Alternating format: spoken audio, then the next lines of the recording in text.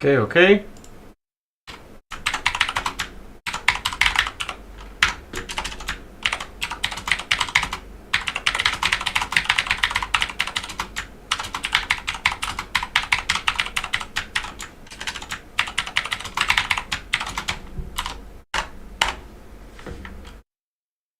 Should work. There we are. Hello everybody. Welcome. Should all be looking good and nice. I hope that it does.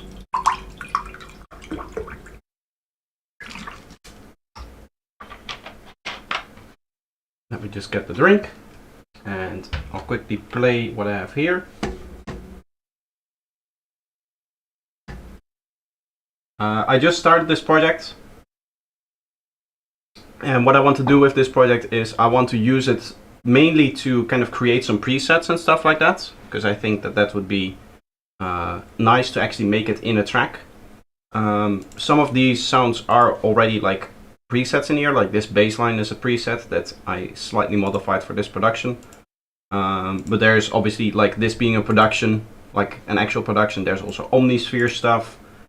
There's some samples that I'm doing some cool stuff on, and there's more omnisphere stuff, as you can see. So this isn't meant to be like just making presets. It's just here so that I have a template to actually make the presets in, basically. It's still going to be very boring, because as you can probably tell, I just started. So we need more stuff, basically.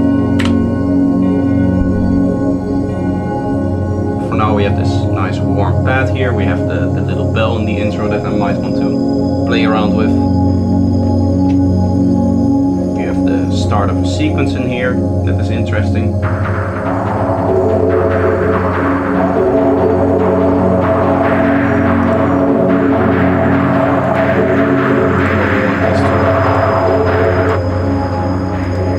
Come in more over time. We're going to layer more pads in there and stuff like that, so it's gonna be more interesting.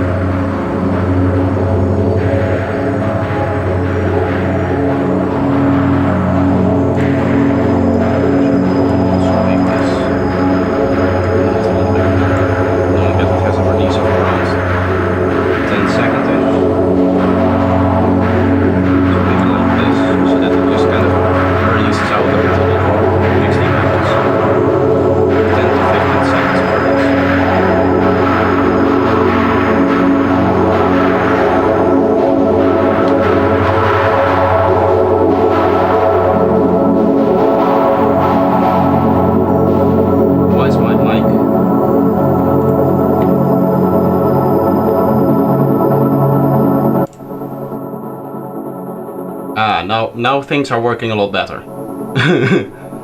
For some reason my audio setup was broken. Now you should be able to hear me. Anyway, hello.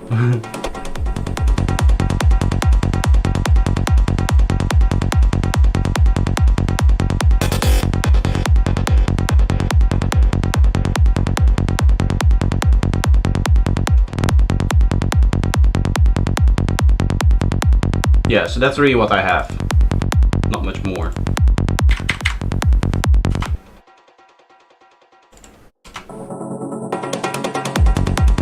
I want this feedback a little bit lower so that it kind of stops here-ish.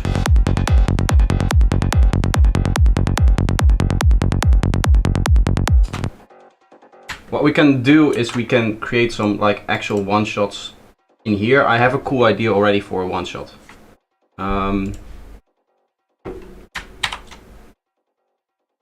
Is my microphone now working normally? Or does... the keyboard. The keyboard. Yeah, when I press the keyboard it also gets picked up on the microphone. There's not much that I can do about that. I just have a louder keyboard since like a couple of months now. I guess like 2 months I've had this keyboard. Right? 2 months? Yeah. Okay, we'll go to F sharp. This track is in F sharp. And then we'll just pop in the serum. Let's go a little bit lower.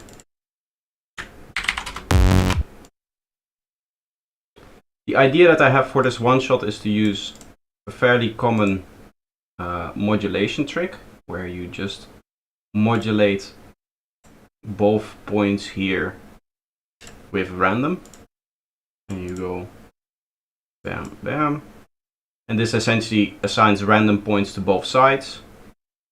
And what we can also do, I guess, is we'll use one of them for the curvature as well.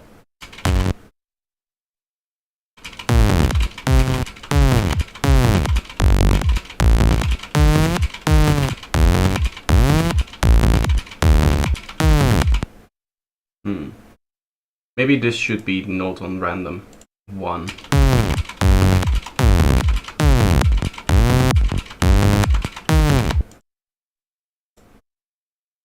And then I go bandpass here for our classical kind of squelch.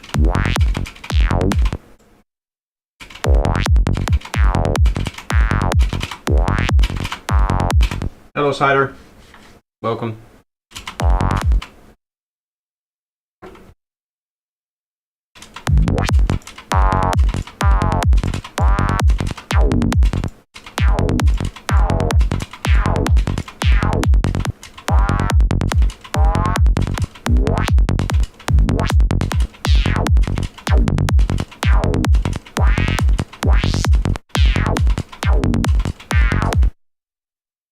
Guess that's kind of the point here, that it's just like random like that. I don't feel like it's sounding great like often, but sometimes there's like a good one in there.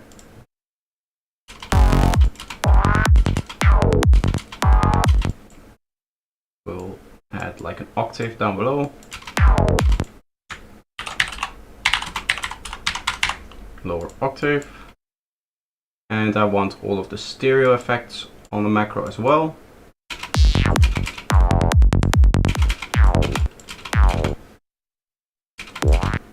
Of course, our reverb and delay will be at the end here.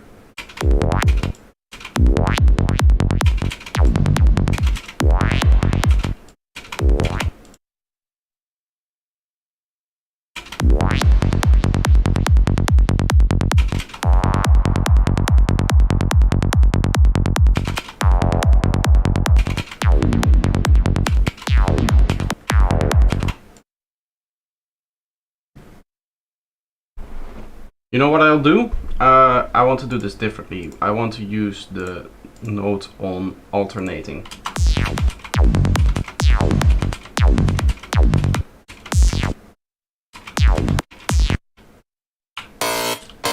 Oh. Isn't this the one that...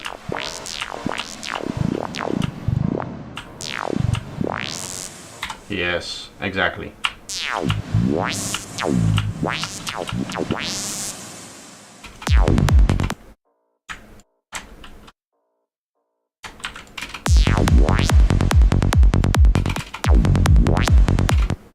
DM, how are you doing? Welcome, welcome. Nice to see you.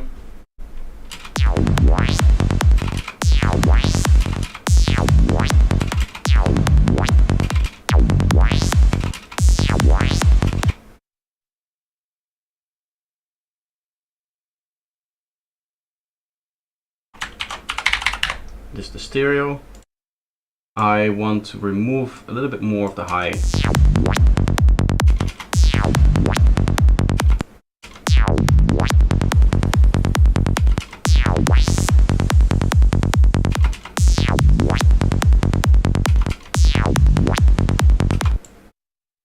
That sounds kind of cool. We mainly want delay on this one, I guess.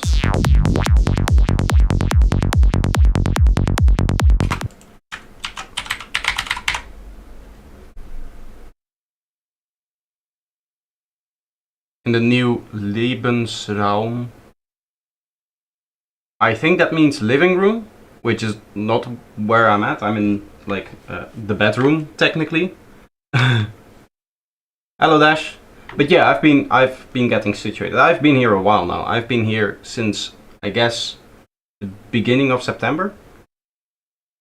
Like the first few days of September, I've really gotten here and got like situated in here. there's a lot of back and forth still with the old apartment. It's still not finished, all of the contract stuff and stuff like that. Liebenraum, love room. Yeah. Yeah, so the bedroom, yeah, technically the bedroom is the love room then. So yes. I wonder what happens if I FM this with a sine wave. Just like both.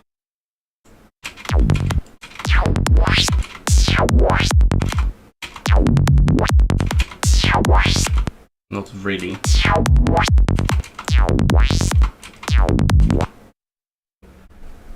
Not really the sound I was going for.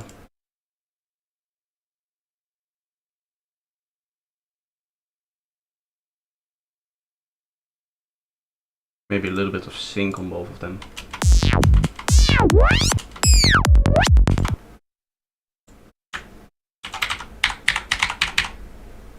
Serum's round. Yes, that's what this is. This is where I make love to serum. Okay, so we have all of this. This is set up. What I want is I want to be able to take over the duties of this LFO here. So mod wheel, mod wheel, mod wheel. I'm going to make these positive because otherwise it won't work, the kind of modulation that we're doing here. You set these to 99 like this. So it's basically not on whenever you're playing it, and then when you turn it all the way down it just goes on. And then what I can do is I can copy over these modulations to the mod wheel. So mod wheel, and mod wheel. And then it's, these two are 19 and the filter cutoff is 52. Okay.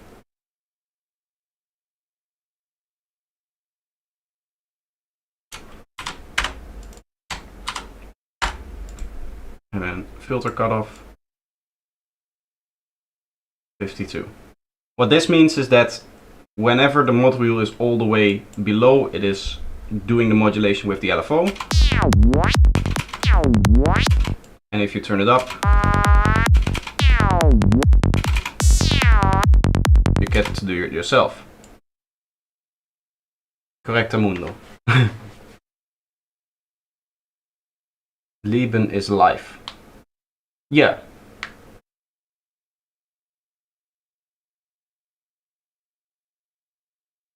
Sonic Flux, welcome, welcome. Okay, so this would be the preset, I guess. I have no name for it, but we first have to come up with the description.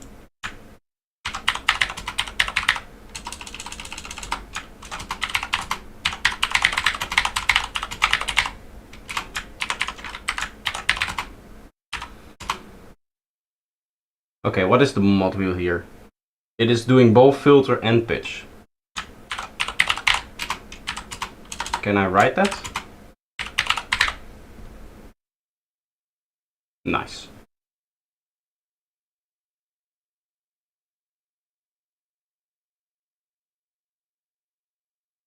It doesn't fit. And to say mod equals modulation, which technically it is the main modulation, but this doesn't look right. So how would I call this? Because I do always want to give the description of what the mod wheel is actually doing, because you don't have the label here like you have for the other things.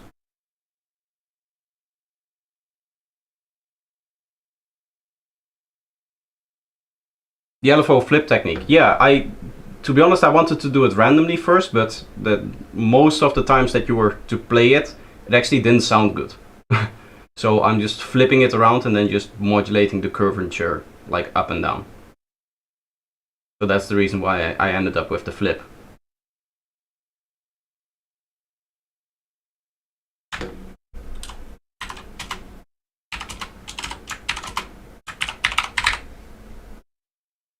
That fits, nice, thank you.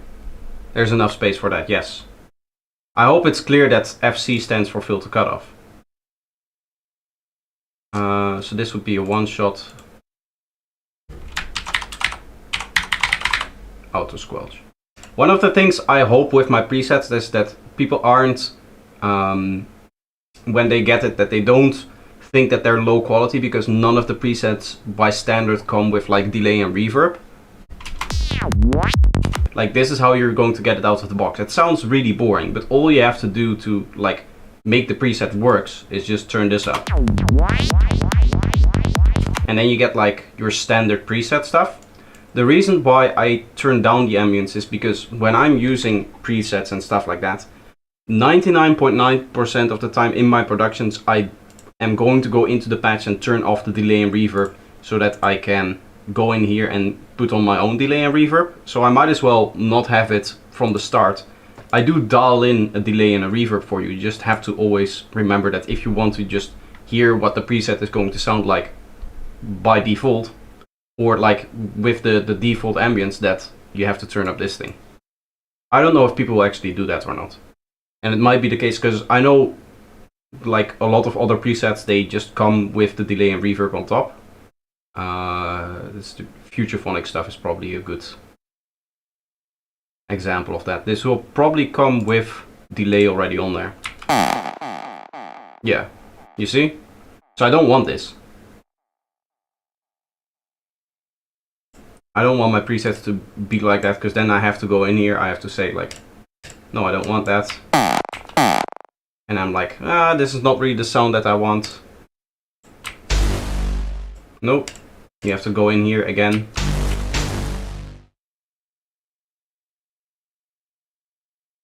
Not really what you want, right? The onboard effects are okay, but I much prefer outboard gear. Outboard gear? Like,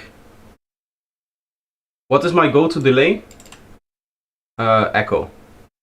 This one here. It's probably not the best. Like, it could be, I could probably get a better standard delay. My standard reverb that I've been using lately, which I really like, is M Turbo Verb, but their delay counterpart is a little bit unintuitive in my opinion, because they have the delay MB.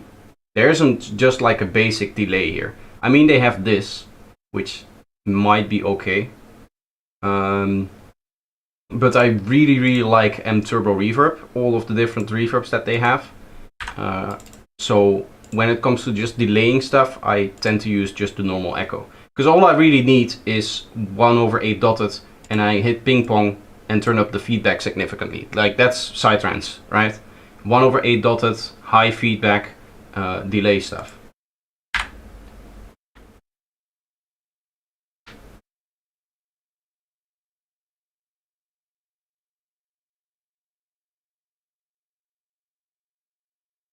Yeah, Glyph. What I'll do is when it comes to readmes, I have noticed that a lot of people don't tend to actually read it.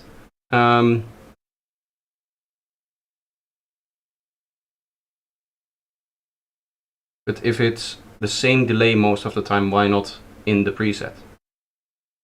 I mean, my delays are in the preset, right? In the preset itself, I just have it turned down by default. Also, I've noticed, especially at very low, like if you un-BPM it and set it very low, I've noticed that sometimes the timing for the delay is off here, right? So if I want to tie this to a key, you have to set it differently than the actual timing here. And I've also noticed that with very long feedback delays, that it's not always. Let's try like 99% and see if I can emulate that, see if that's still the case. I've noticed that in some cases it doesn't stay in time.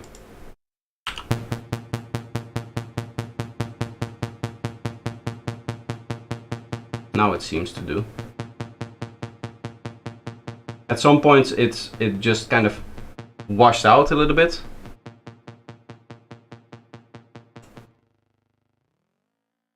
Maybe it was the case with the very low like millisecond things, because I dearly remember having sounds that weren't in key when I was using the millisecond trick here, where you go and find the frequency stuff here.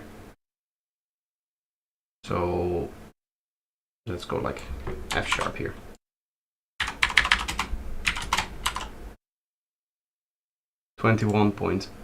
.62.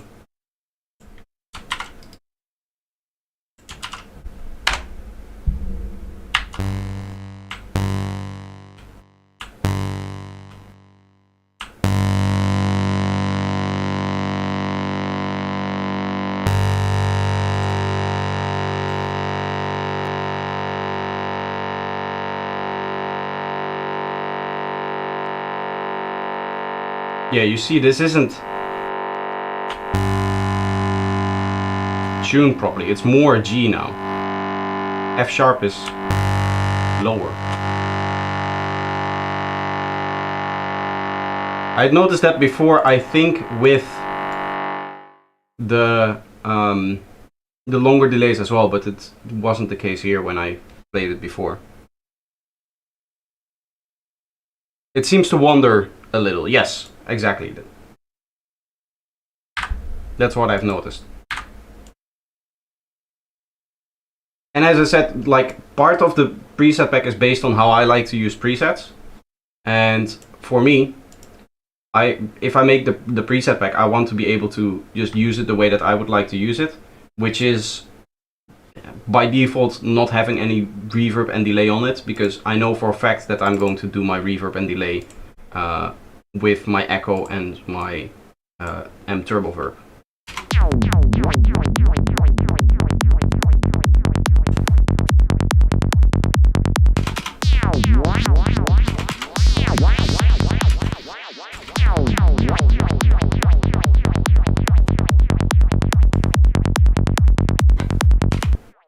For this one, I'll probably do modulation as well, because now that I'm working it in the track, I want it to be always the same.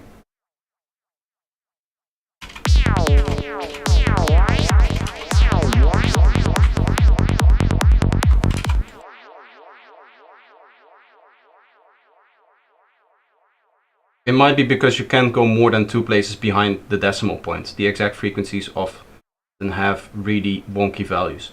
That makes perfect sense, actually.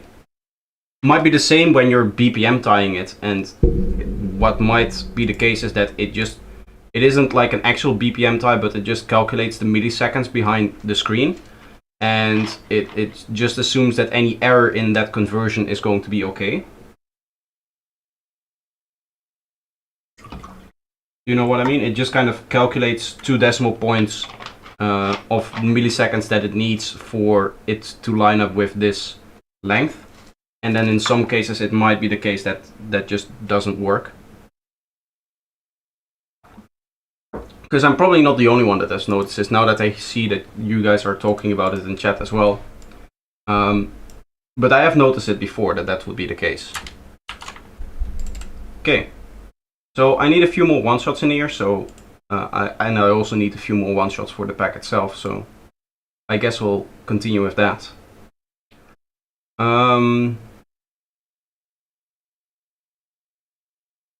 Let's see, let's just do like some spectral stuff, I guess.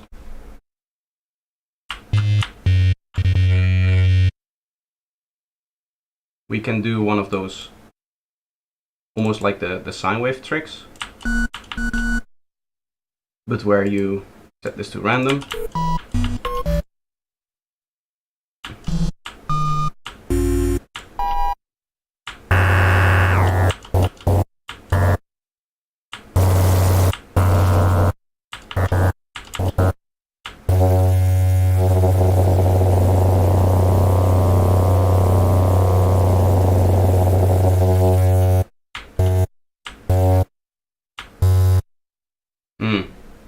I was hoping that this would be a little bit cleaner, but I guess it's a little bit extreme, I guess.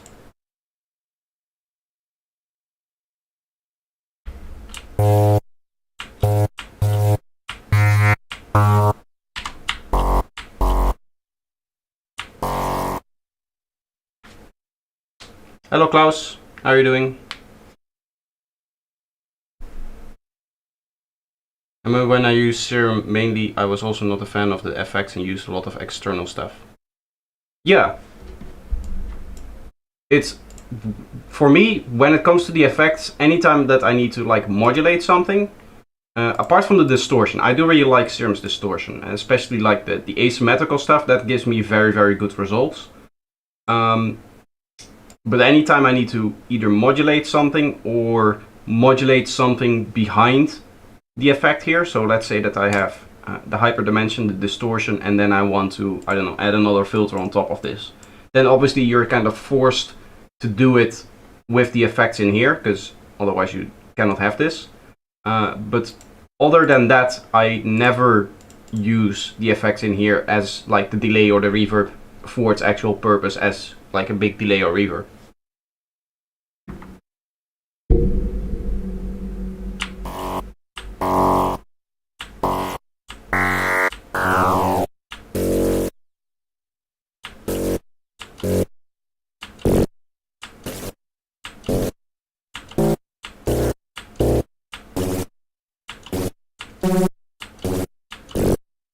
I guess what we could do here, instead of this whole FM setup that I'm now doing, is one of those... Yeah, but how would you do that? Oh yeah, like this. Wait. Let me cook here. You go from the noise oscillator, and then it's, I believe, 48 semitones up in order for it to be the same key, actually.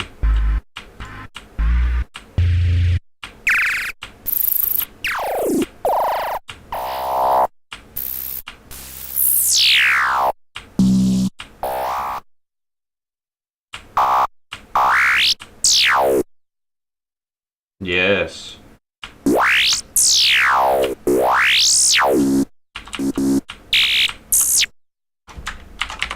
So this will be the tone of it, I guess.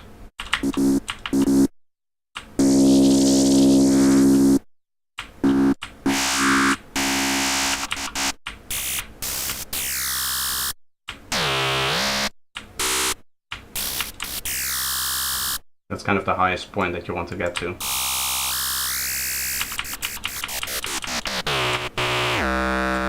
That's a little bit low. I guess here-ish.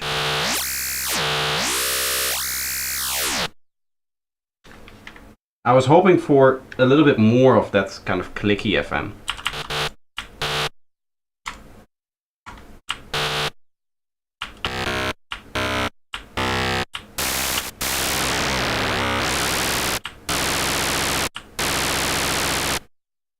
Is this not in the same pitch now?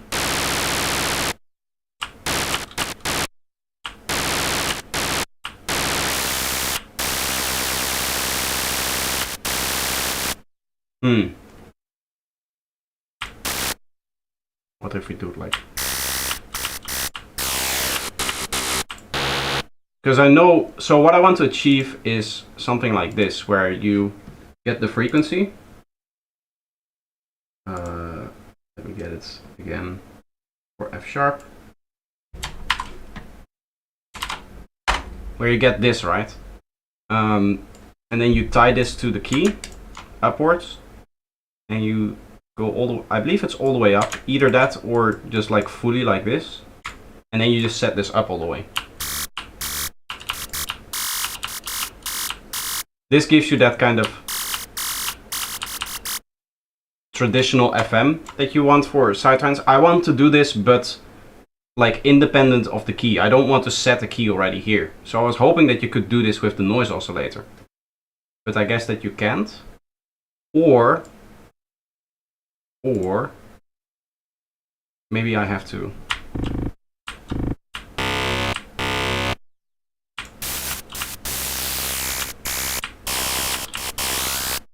Because this doesn't sound good.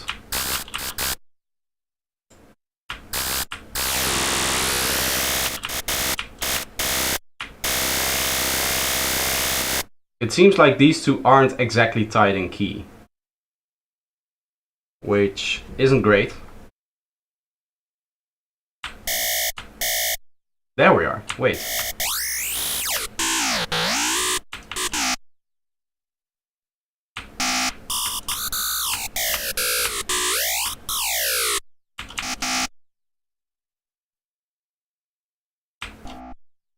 and then I'll go with like a high pass. So this would be the idea. Let me reset kind of a default wave here.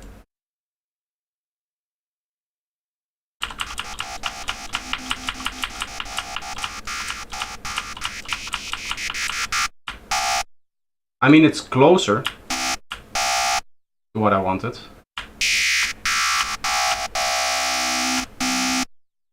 Maybe an octave lower.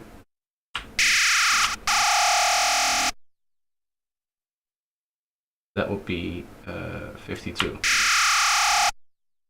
Or 50, sorry. Right? 64, isn't that a multiple of octaves?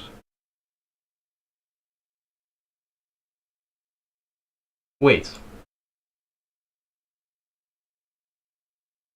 Or is 50, 60? Ah, why does it go to 64 then?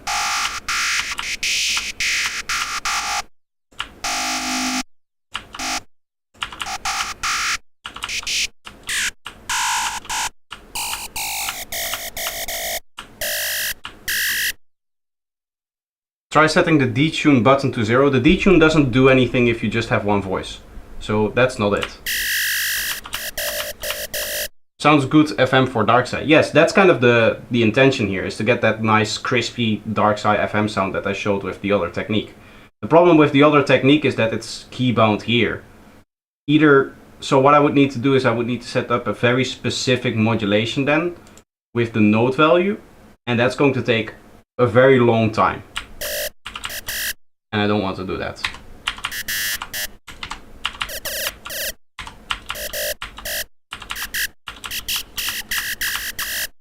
But this is kind of the vibe that I'm going for. So I guess it's okay.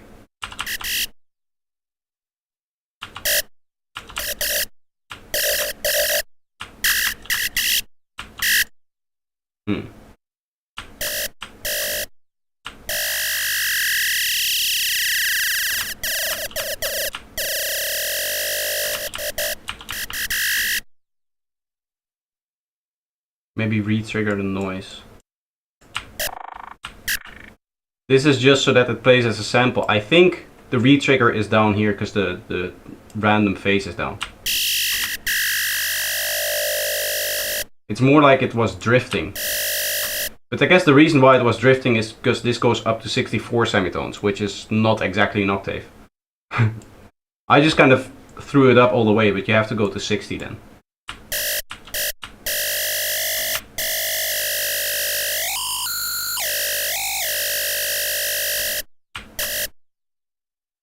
It's the, yeah, that's the one shot.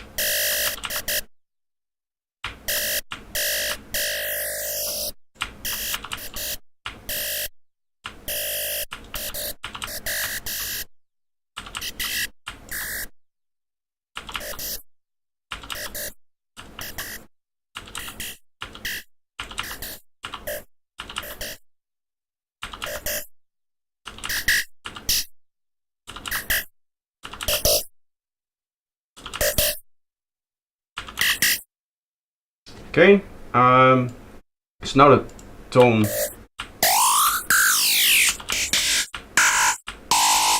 That's still doing something.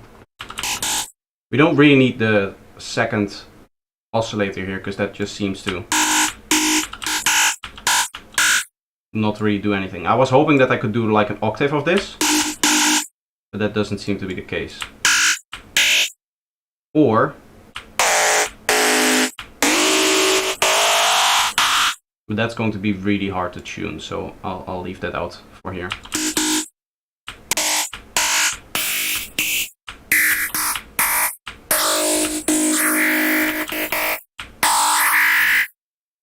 Maybe we should use a little bit more of a traditional shape.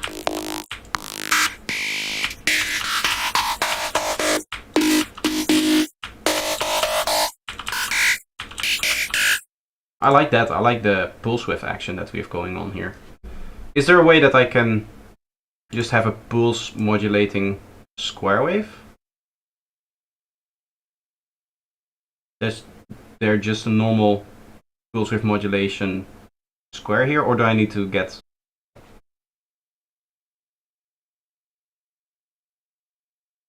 Sitting between projector working and desk giving some ideas. Yeah, it's really nice to have a guy just come in here and give you all the ideas. Okay, let's... Oh no, that doesn't work. I was hoping I could select all of them and just start over. I want to do pulse with modulation on a normal.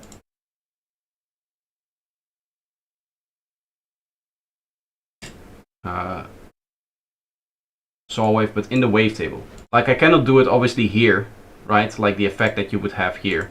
So, oh wait, I can make the wavetable, of course. Pulse width modulation, and then you go... I guess it doesn't matter, I can just destroy this wavetable now. Wait, why is it going up here? Do I need to flip it?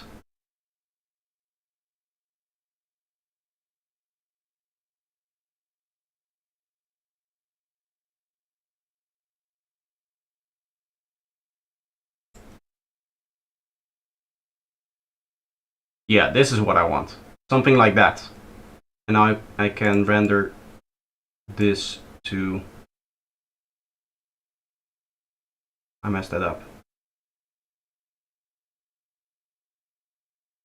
There we are. I have to go this. And now we have a wavetable that we can use. So I'll save this somewhere.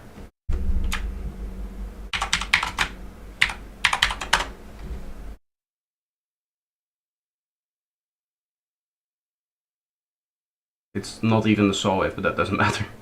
I don't think it saves names like that, so I wouldn't be embarrassed here. If that's the case, I should probably...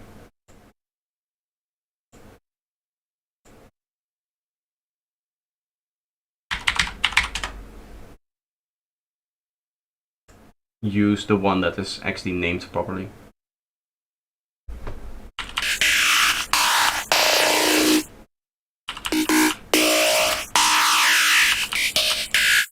Let's see what that changes here.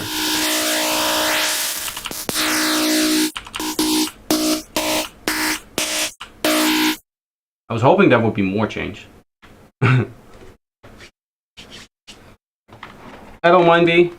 Welcome, welcome.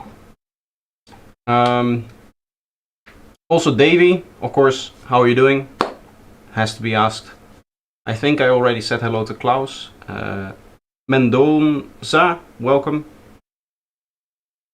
Is there any other person here new? Spectrum of Sounds, yes. Welcome, welcome. I guess this is a little bit of a change of tonality.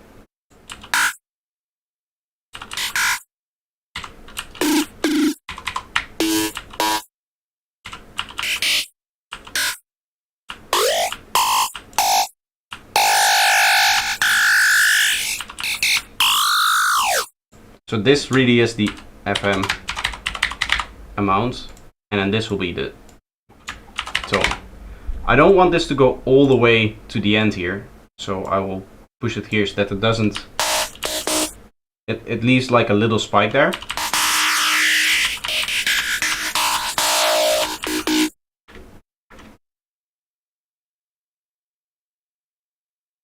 How does the FM in the noise with the LFO modulate the pitch? Sorry for my terrible ink. So what you can do in Serum is you can take an LFO and just drag it in here. And that means that you can basically set any shape that you want in here and use that as your FM source. So now what we're doing is something like this. So this is FM, but really, really slow because this shape is very slow. So we just key track it and pitch it up.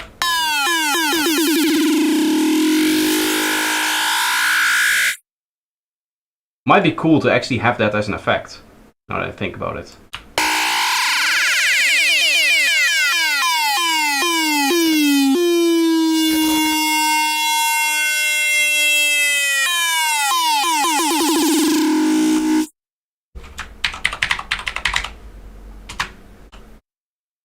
yeah, just the slowdown, and then the final thing will be the ambience that we have here. I hope that explains it. Davey. Another Davey. Davey! How are you doing? Hello also to Gitai, Adir. I'm sorry. I'm just preemptively saying sorry. I don't even know if I mispronounced that, but I'll just preemptively say sorry. Because it's probably the case that I did.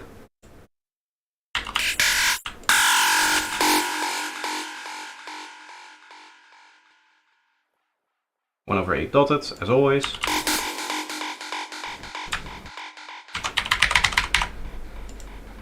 Nice.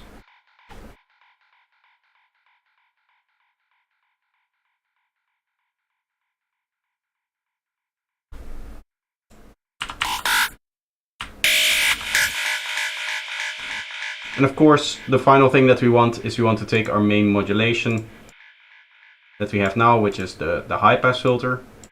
I'll give it a little bit more resonance because that gives it a little bit of grit. And we want to be able to take that over with the mod wheel.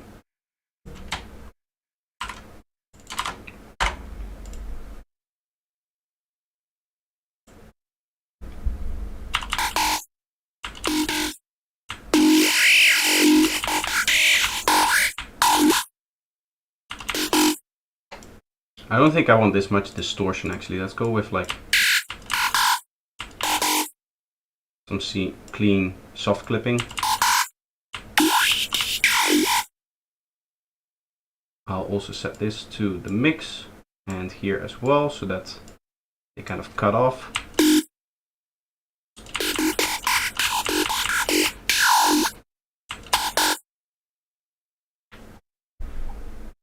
Why do I put 34 in the matrix for the mod wheel? I want the mod wheel matrix to basically take over this modulation.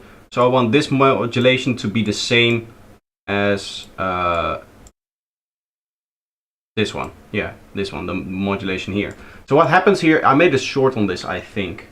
What happens here is that we've set up this LFO here as our main modulation on this high pass filter here. So this is just moving up and down. So when the mod wheel is all the way down, you get your basic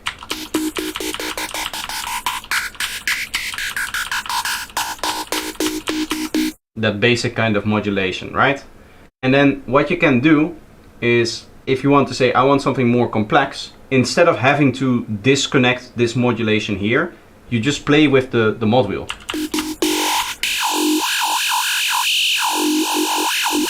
So what happens is, the way that you can read this is, we are inversely tying the mod wheel with 99% here, right? Which essentially means that if the mod wheel is all the way below, this modulation is going to play. But that also means that this modulation is not affecting the filter cutoff whatsoever. If I turn it up in any way, shape or form, it's going to discard this modulation, and also this modulation is going up. So it's basically taking over. So that's what you're doing when you set up the modulation in this exact fashion here, is that you can use one modulation to essentially override another modulation. George, hello. George or yours? It's Spanish, I don't know. As always.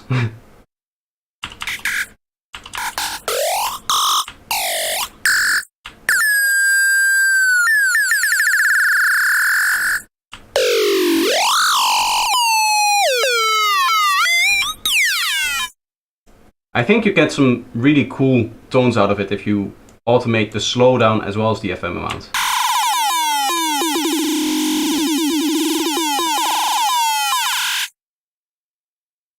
What we could technically... that's gonna be hard.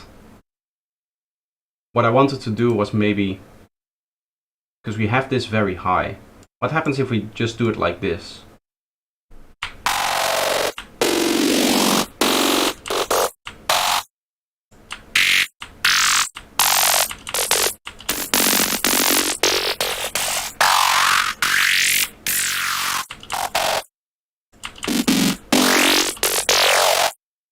Because what we could do then is probably also something like this.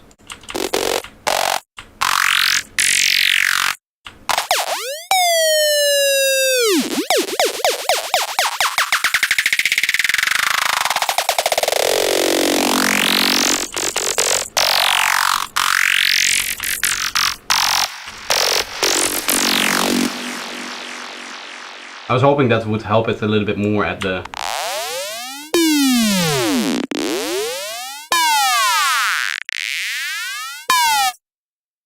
Ah. Of course, this is... Ah. Because the FM is is bipolar. Just like me. So we would need to keep it up halfway at least for the FM to work. And obviously, because we only have one noise oscillator, we cannot do that.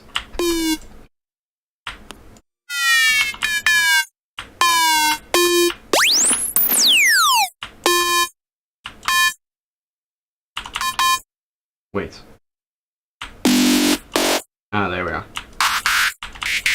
Portuguese, I'm sorry.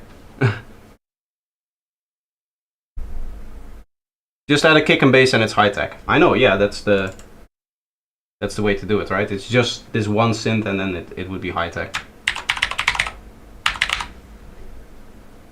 I don't know if I'm going to work this into the track. It really turned out like not like a one shot even. I guess more like a synth.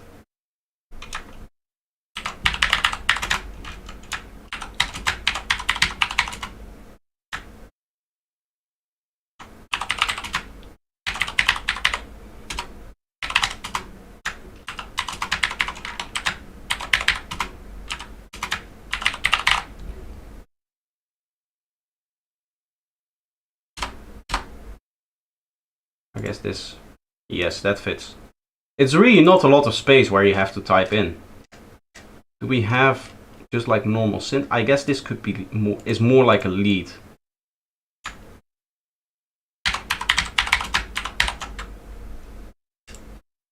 You like my naming scheme? If there's a square in your FM and yet name it Square FM.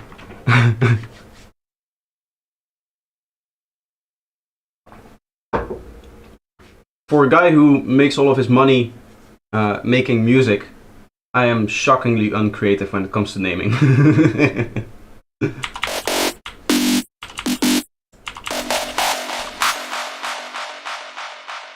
This does sound really nice. I even like the delay reverb combination on this here.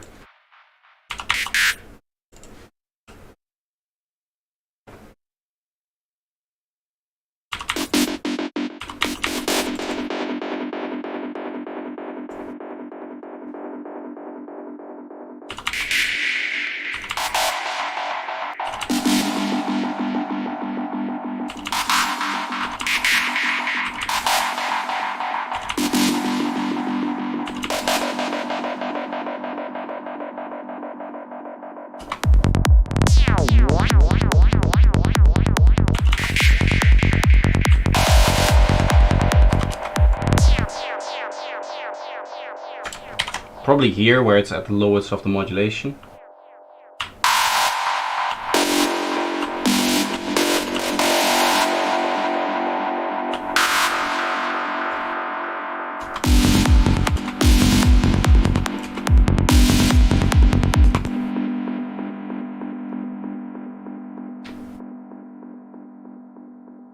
To think in the moment, it's always hard. Yes, yes. Well, what I like to do is I do like to quickly give it a name, because what ends up happening for me is that I get really descriptive with the naming. Like noise sweeps, there's probably going to be using some noise in the sound design and it's probably going to sound sweepy. Sliding signs is probably going to have this kind of sliding sound and there's probably going to be signs involved. So what tends to happen for me is that I get very quick descriptions like of the sound that you're working with, and then it's really easy for somebody that is like looking for a specific sound, says like, oh, I want something, I don't know, I want a bright metallic sound. You can see that you can go in here, right? I don't know if it's like every preset pack, but there's some where the description is just mainframe, right? this doesn't really tell you anything about the sound that you're going to get from it. I don't know, yours is, yeah, this is more like it, right? This is just a quick description of exactly what you can expect from it. This is probably going to sound very robotic and very rhythmical. But Twilight, I don't really know what I would expect with Twilight, but anything that is like Formant, I already know kind of what it's going to sound like. Squelch, I know what it sounds like. Obviously, like risers and stuff like that, you know what it's going to sound like. The Warp, you know what it's going to sound like. But there's, I guess, others in here. One that I just quickly glanced over with the second one that you have here, where it's like full on lead 1, 2, 3. I don't really like that. I do have a few of that, right, where you go drum loop or top loop 1, top loop 2. I guess that is an exception here, but I personally I like to have a very descriptive name. For example, I don't remember which of the squelches I like.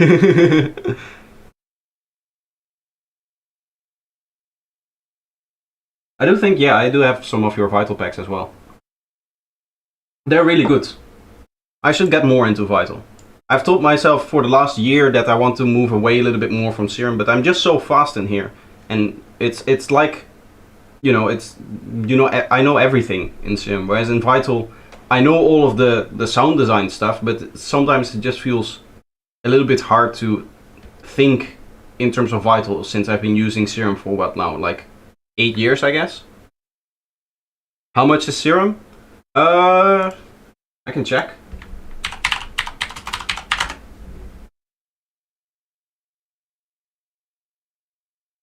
Just under $200. So 190 US dollars. Or you can do rent to own on Splice, where you pay the exact same amount but spread over time, I think. I do think that there's no extra payment there. Right?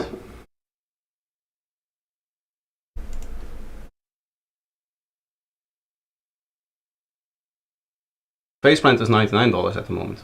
You should get that if you're interested in that. Faceplant is really good.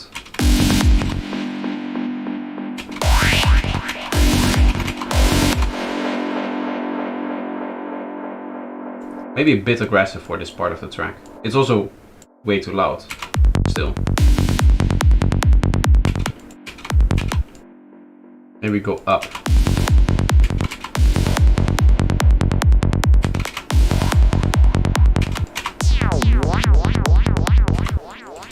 This is going to need more reverb now, because it's kind of squashed in between two sounds with more reverb. I don't want too much.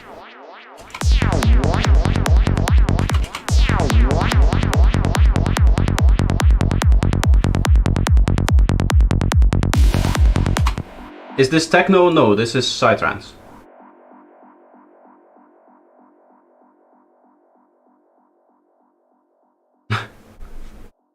It's funny that I have so many followers that don't even know what music I make.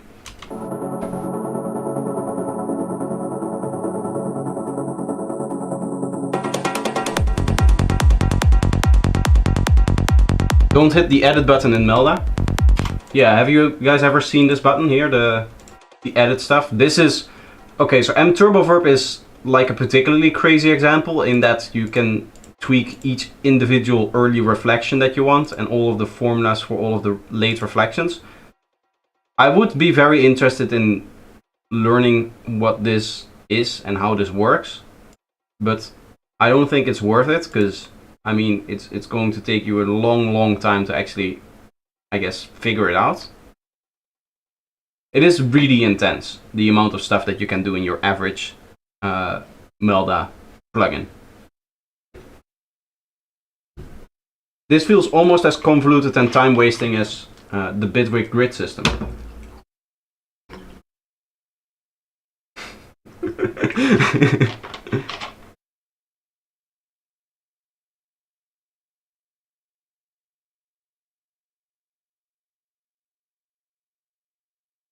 Yes, I would be able to do that. I would be able to just note on randomness. But this is I designed this for the pack as a lead, right? So I want to be able to have full control here. What's also possible, if you really want that, is take an outside modulator. Because you have the module already assigned, you just do your modulation, your randomization outside of Serum itself. Right, so you keep more options for whoever wants to use it.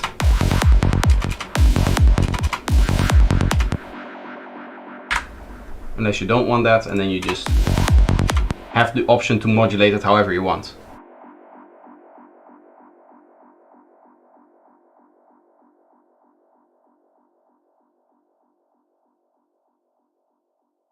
Ben did some videos on the math/code. Oh, nice. I actually didn't know that. Ben Jordan, right? The guy that does like the ambiental stuff, I guess. As well. At least that's what I know him for. I know him for sample recording and stuff like that.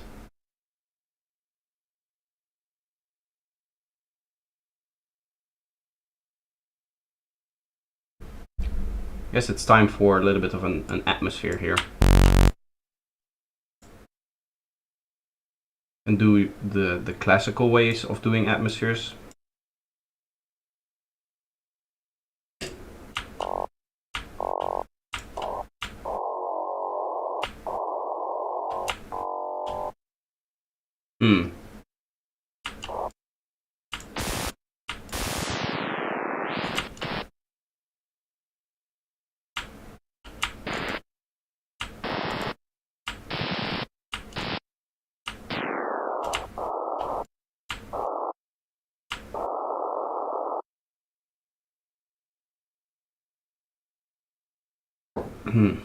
How can I make that better?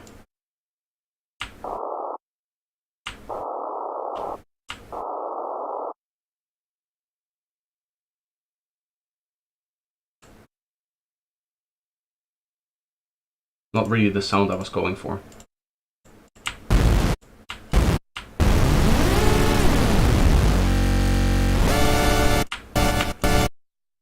Nice. I was hoping that I could...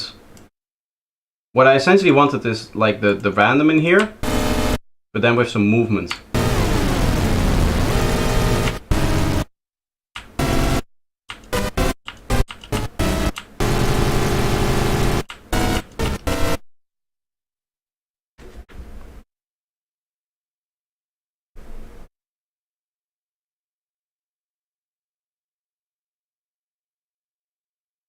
I can't remember which language code Mel uses for the algorithm. It's probably like just like a scripting language, isn't it? Like a simple script here. This doesn't look like any programming language that I know, because I mean the sharps and the individual letters in here, and the fact that there's no actual statements, I believe. Maybe this. No, because if this would be parameters, you would expect like normal commas here. No, it doesn't matter. It's not something that I'm currently interested in.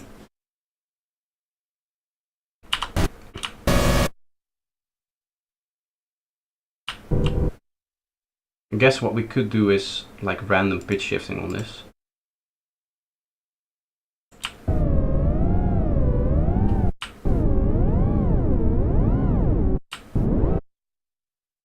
Why can I not up that?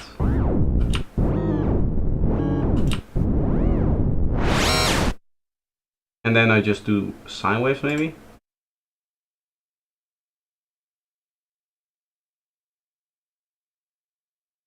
Or octaves. Let's do like 4 octaves at the same level.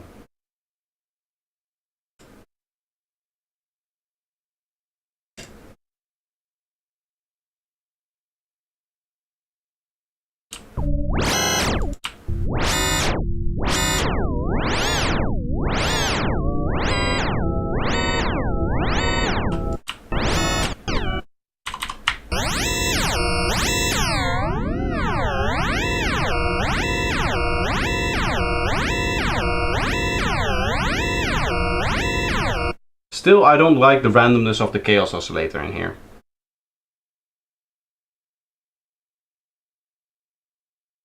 Hey man, it's Synox, hope you're doing well.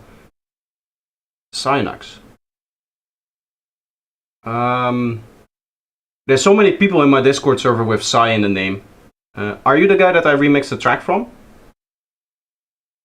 Cybird Studios it is now. Is that Synox or is that I need to check quickly actually. Because if that's the case, then I have some news for you later. Live, yes. I want to go to release. The reason why I never released that track, I want to. It's finished, it's mastered, it's everything. It was like that, I think now half a year ago. The reason why I never released that is I was in talks with like a slight, I wouldn't say very big. I don't even think I can say the name of the label, but I was in talks with a label, but eventually they rejected it. So now I just want to release it on my own. Yeah. So hopefully I can release it very, very soon and get everything around. Obviously I'm doing a lot of different things now. But that would be the reason why. Is it just me or is the chaos oscillator not doing nothing more than just going up, down in the same way? I've never liked it.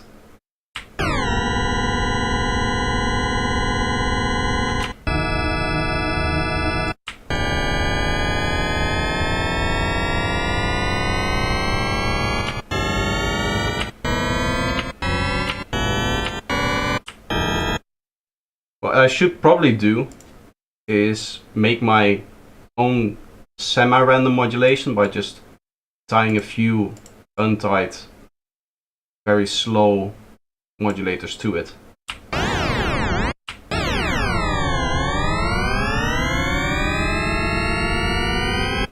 Like unlink them. You get this semi-random modulation, I guess.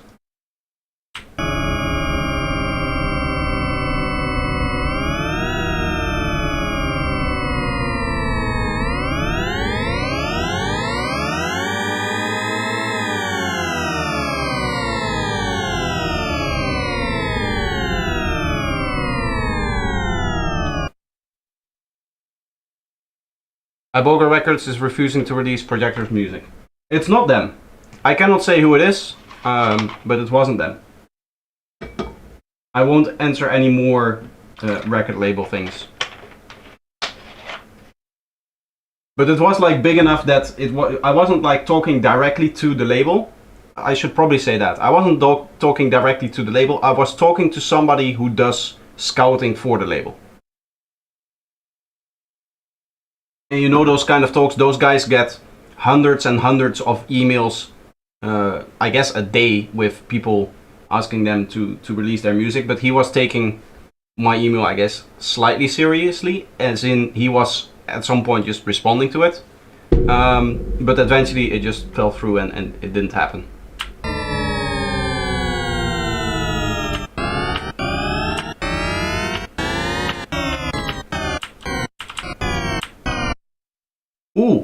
Ooh, I have an idea. To make this more interesting, we can randomize this space here.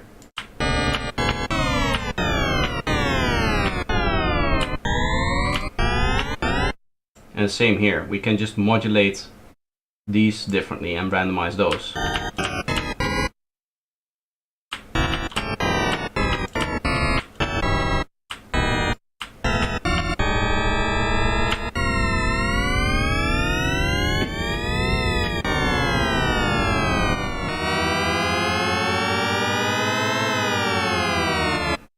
That might be the case, yeah. That might be one of the reasons. To be honest, I never got like a clear reason why. It's just like at some point those guys just stop responding, and then you send them a few follow-up emails and they stop talking to you, and at that point you know, like, okay, it's over. I don't have to try anymore. I might as well just release it myself.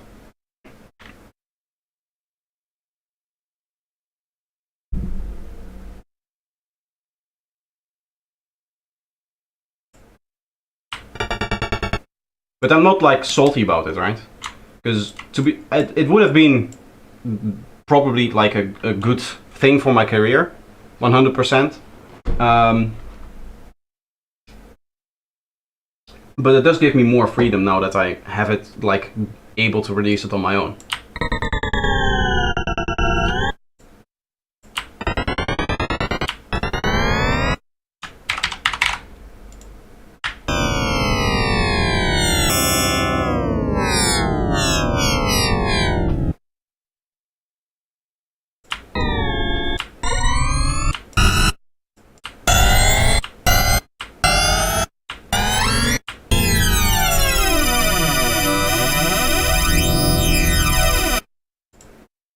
A little bit of rhythm wouldn't hurt here, I think.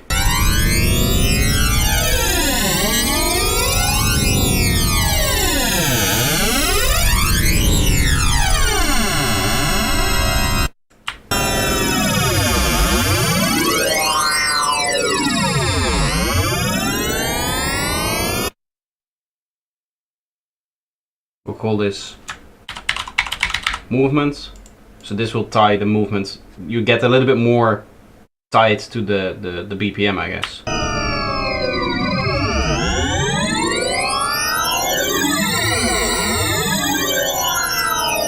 Of course, we get our ambience.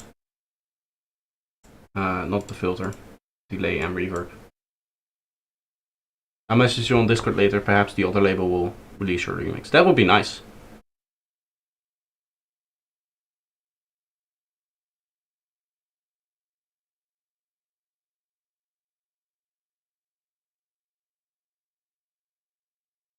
What else are they actually doing anymore? I mean, I guess it's nice to have that out of hand, right? Have somebody like make videos and everything for that. But you're right, it doesn't matter as much as it did 20 years ago. 20 years ago you were just not able to make music without a label, and now it's more and more that independent artists can just, you know, break through on their own.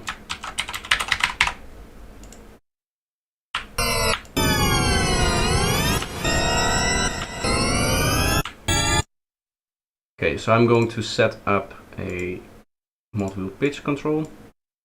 We have 23 and 19, so that would be 42 here for the total modulation, and that's just going to go to coarse pitch here. Now we cannot do it like this. We have to, for this trick to work, for this module trick to work, where you do it like this.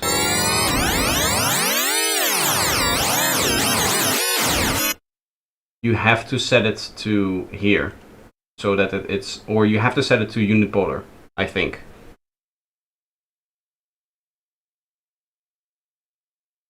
So they're not even offering the exposure.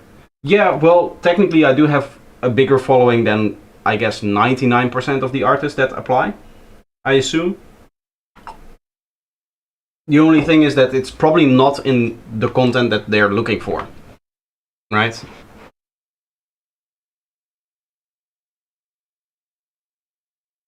Even some small labels, they do tend to have a slight following. And what is interesting is that each and every one of the followers for like a label, like if you follow a label, right, you're just very, very interested in that specific style of music. So, I mean, all of the people that follow you, they are interested in the music. When it comes to my channel, when it comes to my following, a lot of the people that follow me aren't necessarily interested in my music. They're just interested in the tutorials, I guess. Oh, we could do an octave here.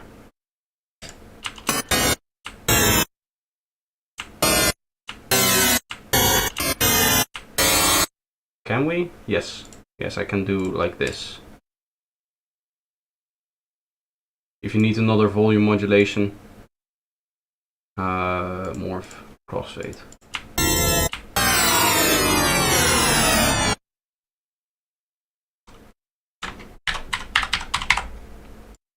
Because we're already using the gator here, right?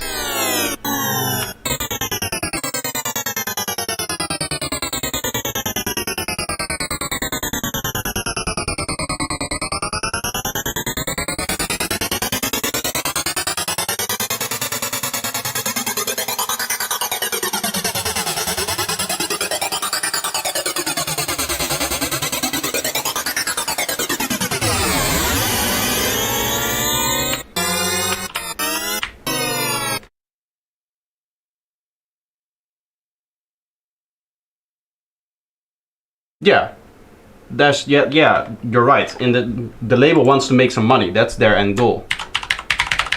But if you can be the one that is making money with them, I mean, what's the disadvantage of that?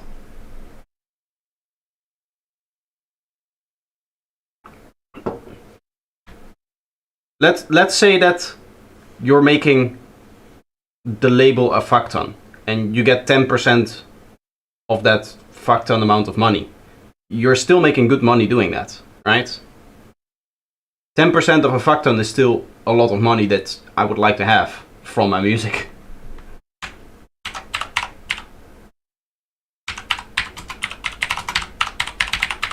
I was kind of going for the shepherd's stone kind of thing. It's a very liberal estimate. Probably there's going to be a clause that is making it sure that you're nowhere near that close. 0.1 fuck tons. Yes.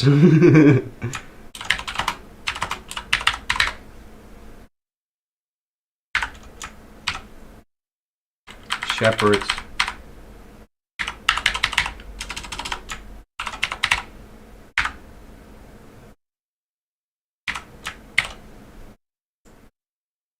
This just doesn't fit. That's better. Shepherd's tone. There's two L's in there. Does it fit now? Yes.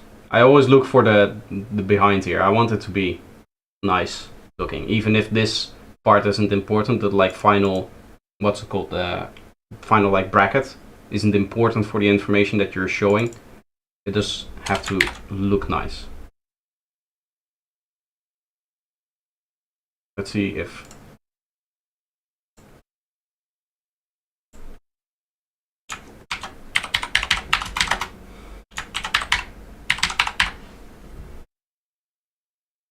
Almost the shepherd.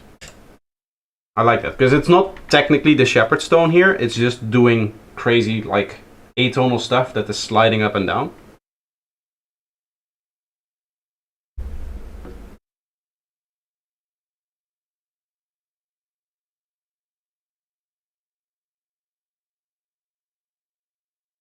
Yeah, to be honest, it never got to the part where we were talking about percentages and stuff like that.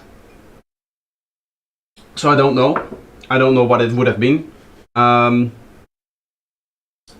to be honest, I see it more as like a career opportunity for future music, right? Almost like an investment. I'm giving these people a large amount of my money that I would be making with this one track, but this one track is potentially going to go much further than it would have gotten elsewhere. Right, if I just released it on my own. I know for a fact that had I released it with that label, it would have gotten much more attention than I can generate on my own.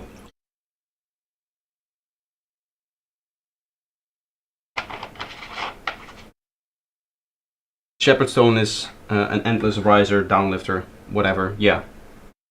This is almost like it. Technically it's nothing like it, but we are using the kind of 4 octave tricks here. We are just then generating 16 versions of that. It's essentially 16 Shepherd's tones in one.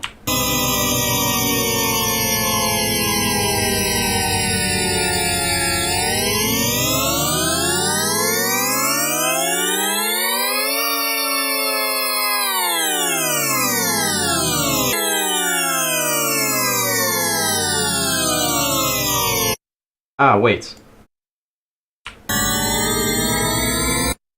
This needs to...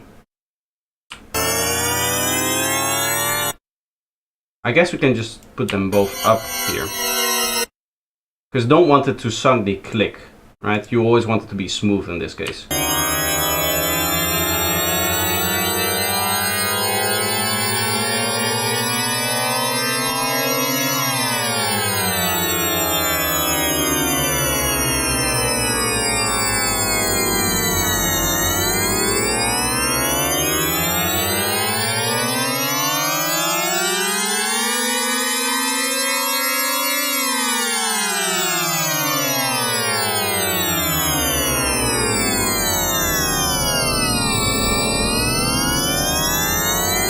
I really like this sound. This is really cool.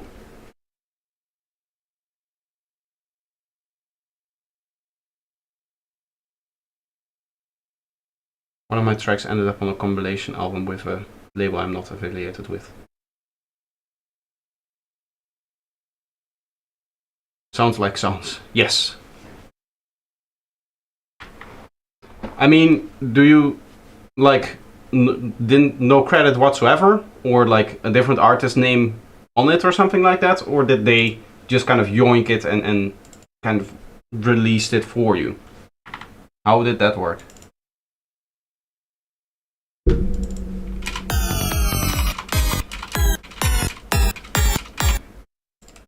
This is nice, I like that. It's probably going to go into the atmosphere category, seeing as this is pretty clearly an atmosphere. Like that. I guess we can play it from here, and then I'll gate it heavily. Modulation. I do want to use an FO tool because I have a cool modulation trick, I guess. I guess 1/4 is okay. Or do I want to do 1/2? Because then what you can do is you can make the different, you can make a few of them very open.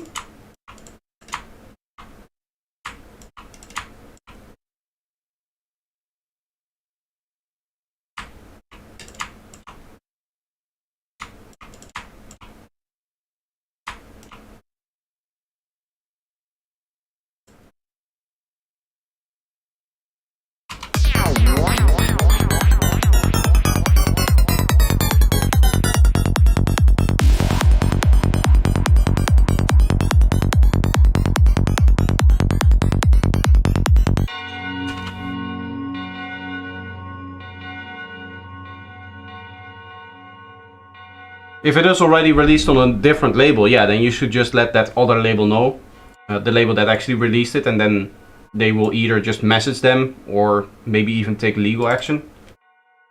I mean, like legal action in the sense of send a cease and desist, because it's not a good idea to just randomly release somebody else's, I guess, track, right?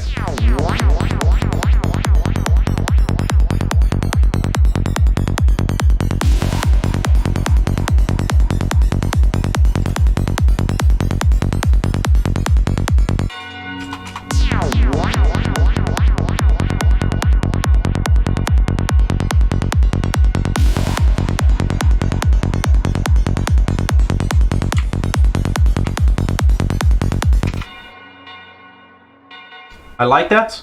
I want the gating to be a little bit more random. I think there's a way that I can use, where do I have it? Altar of Wisdom's MIDI grid, right? You just drop this on here and it will generate, does it generate output directly as MIDI? And I just, what you do is you just put on a like operator or something like that. I just wanted to do 16 notes. Is this giving me outputs directly? I don't even know. Or do I need to put, I need to put the receiver behind it, I think. Back to Max for Life.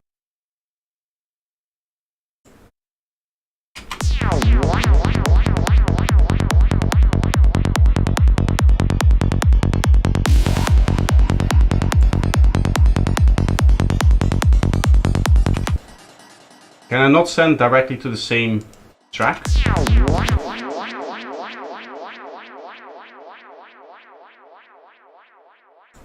What I essentially want to do is like generate random lengths of notes, right? So always play 16 notes, but have the minimum and maximum length different here, which is essentially what we're doing here.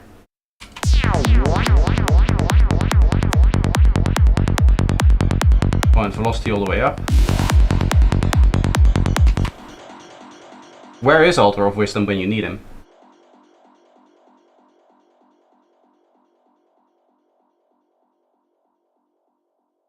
I just need to send this to channel 1 and then go out here.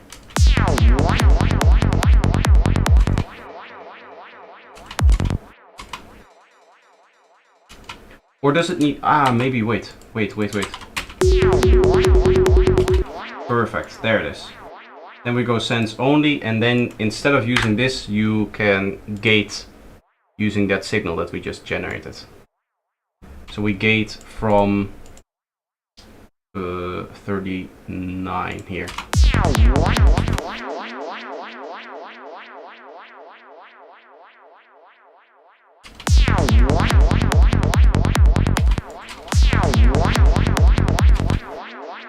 Wait, why is this not giving me...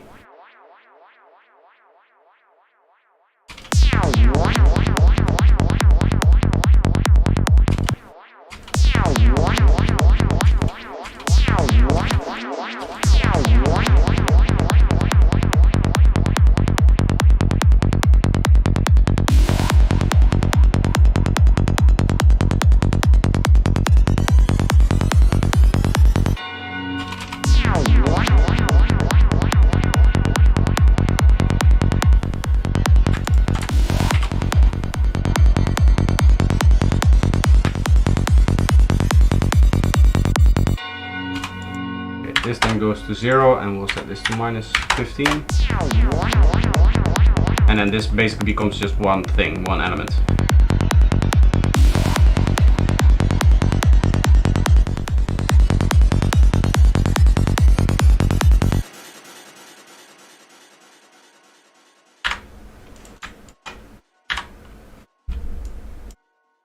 Nice. When it comes to the production part, we haven't done a lot. We haven't made a few nice presets. I want to take a quick break because it's been an hour and 20 minutes. What music will I put up?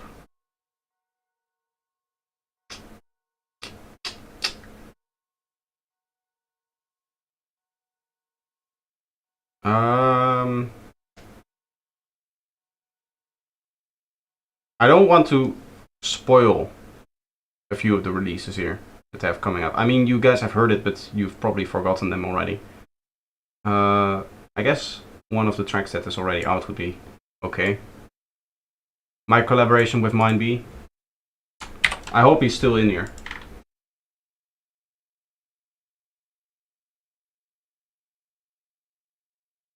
I'll probably turn it down a little bit because otherwise, because this is mastered, it's gonna be loud. Keep the element of surprise. I will keep the element of surprise. Why not play the live remix? I have that mastered and that's gonna come out soon. I can actually play this one. Should I do that? No, I'll keep the element of surprise on that one as well. There's some other stuff that is going to release that. The Beyond track here, Universal Mantra. I think you guys have heard them a while back, but I don't want to refresh it because then it will be nice when it goes to release. So I'll just play the MindB collab that I released this year, beginning this year somewhere. April? Did we release April? Middle of April, I guess? Something like that. I don't remember. Anyway, I'll be right back as this track finishes, and then we'll get into more sound design and crazy cool stuff.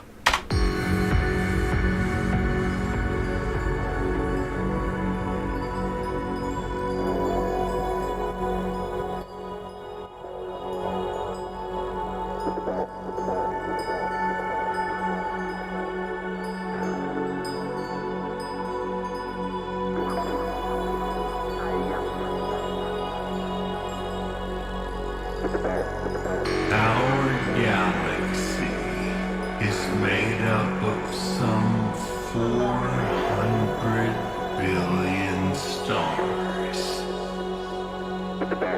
and at least 100 billion planets. How many are like Earth?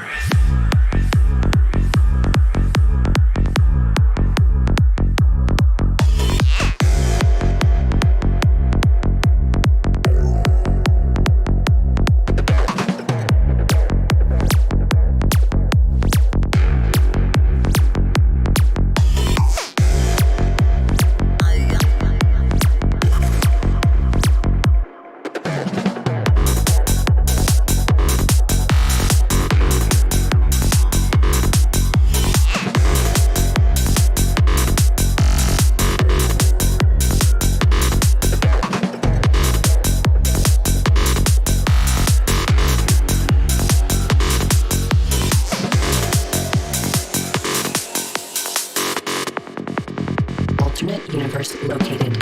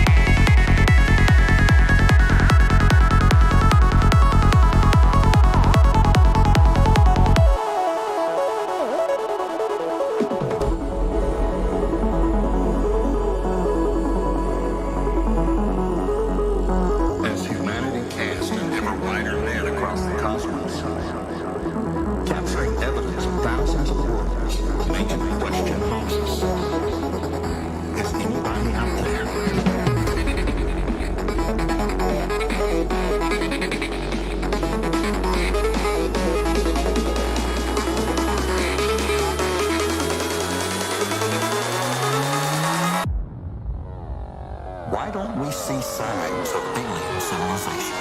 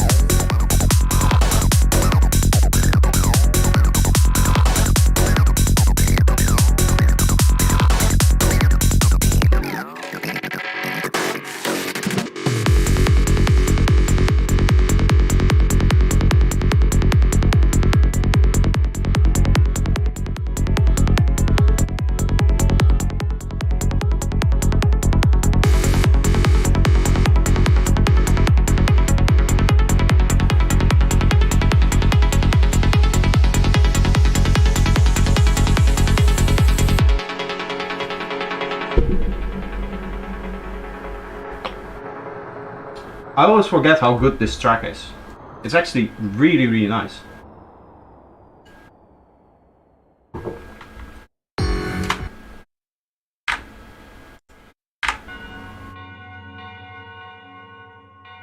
Because normally when I listen back to my old music, the immediate thing that I'm thinking about is like, how can I improve this for the next time? I guess that's the curse of being a music producer, but it just happens like that. This is one of the tracks where I don't really know if I can improve a lot on that.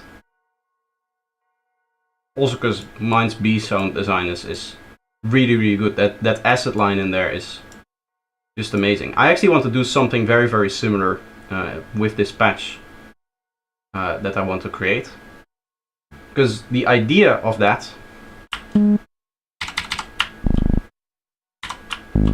is just something like this, right? Where you have a fairly high resonant thing, and then you just distort it in a very special way. The normal type of distortion that I would use to get a sound like that is a fuzz pedal. You get something like this, right? That's kind of the idea. I guess a little bit lower in the filter cutoff. But obviously I cannot use that when I'm making presets, so we won't go for that.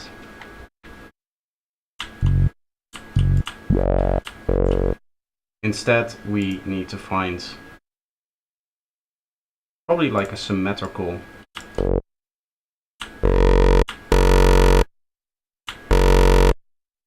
something like this is actually pretty close.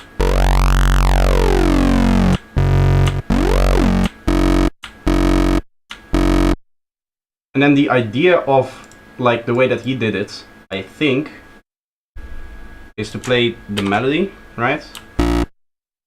Let's do like a bar actually. So you play bass octave. And then we'll just do like a slidey thing.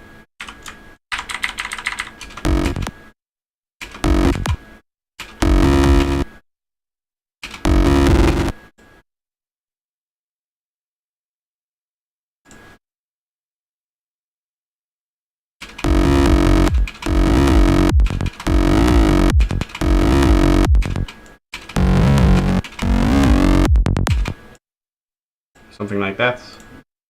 So this would be like 2 beats, I guess. I think this is the idea.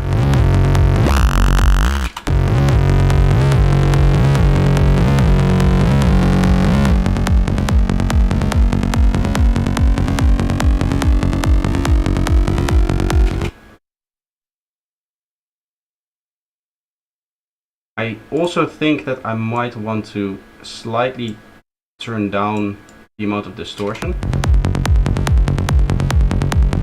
And if I go higher, it goes more distorted.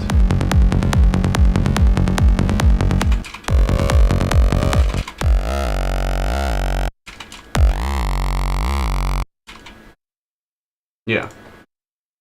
We'll remove all of the low frequencies that this generates.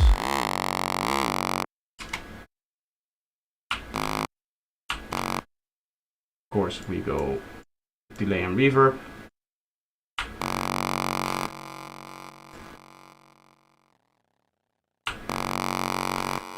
I don't want to steal the idea for a track, I just want to use this for the sound design, and then we'll do like the actual melody for the track that I'm working on.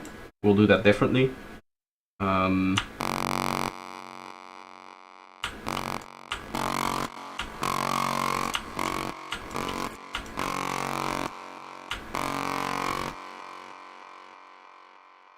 I guess doing this before the distortion gets you nice intermodulation, or whatever it's called.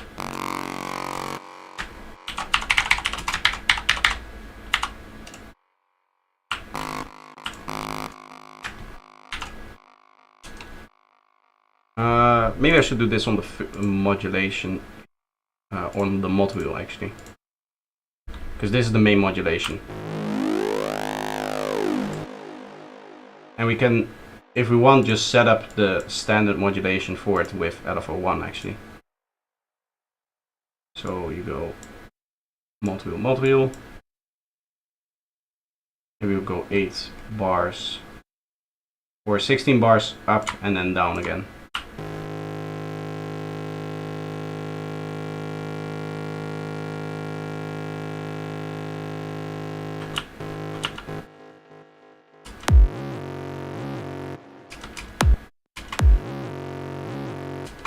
Why is it not? Ah, right. This has to be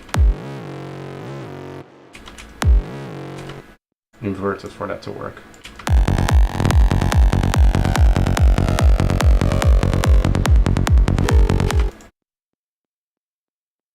And of course, we also have to set up the modulation like this.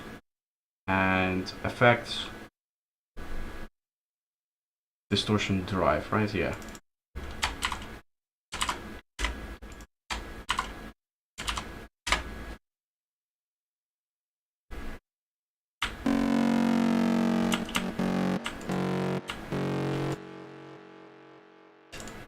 I think a little bit of a rhythmical addition to it would be nice.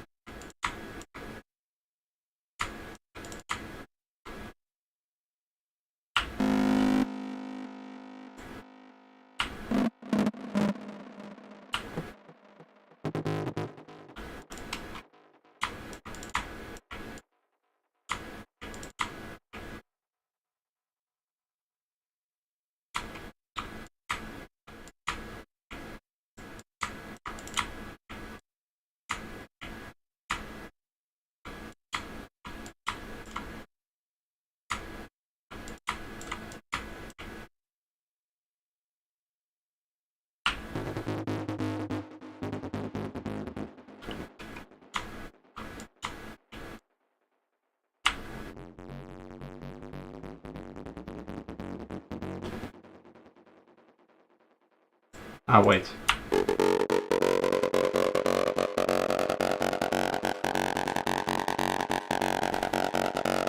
Hello, Asset. Welcome, welcome.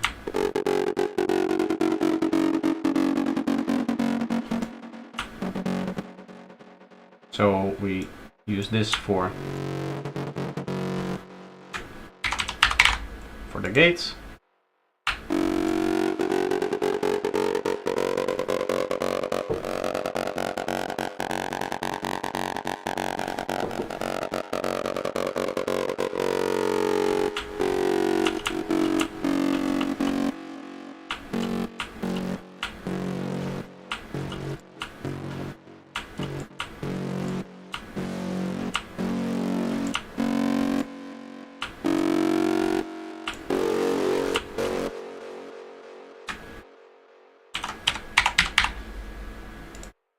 You can smear it out with randomized phases here actually.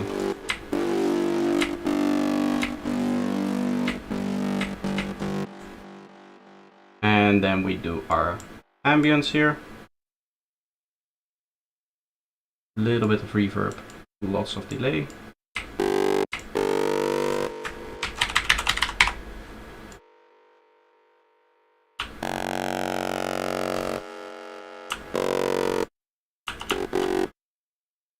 Nice.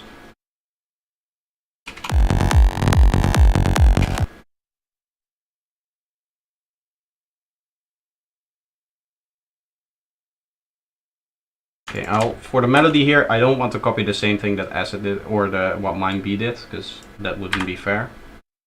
I do want to have like a nice sliding thing here.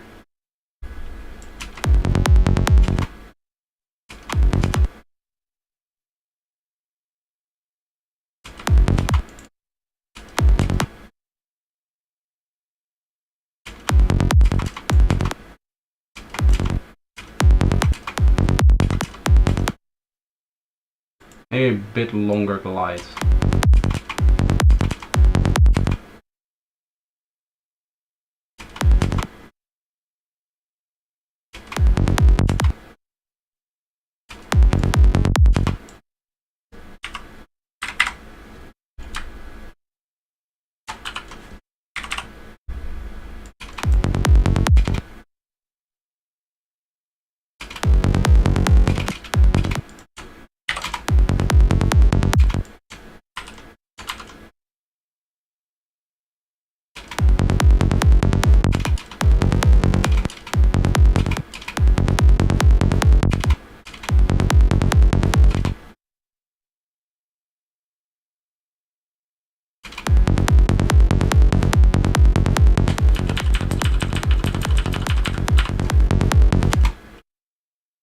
Okay.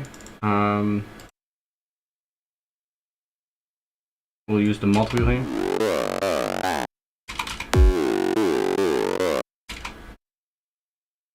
Hello? Am I back? I see somebody posting the loading thing, so there's probably an issue. I hope it's not too extreme.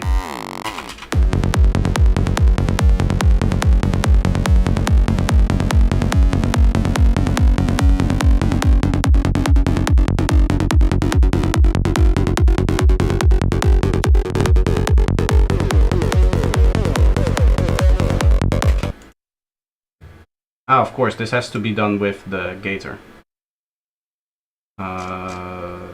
Here, right?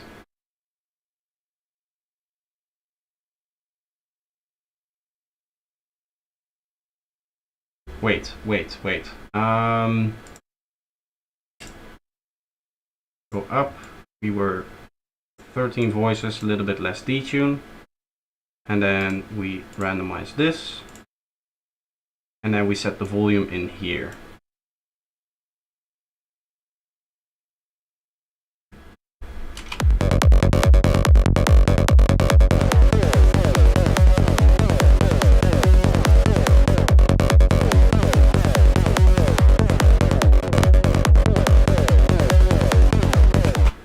Why is this not working anymore?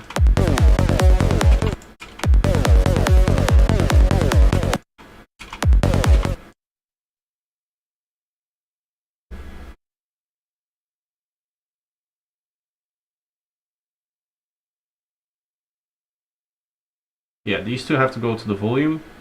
Oh, I still have this. Ah.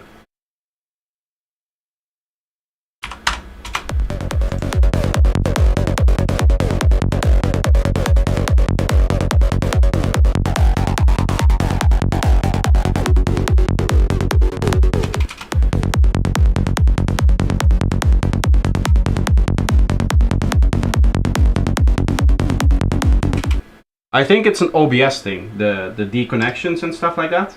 Because BBB, Bumumbesa in the Discord also has the same issue, he said. I think, or you're supposed to be able to fix it with running OBS in administrator mode, but that doesn't seem to be working for me. So I guess that's just a streaming issue.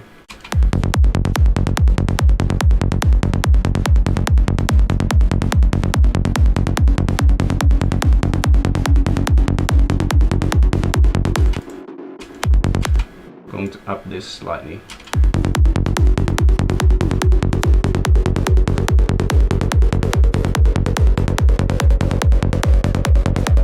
OBS is a bit clunky when it comes to DAWs. Might be. It's just like it just randomly disconnects.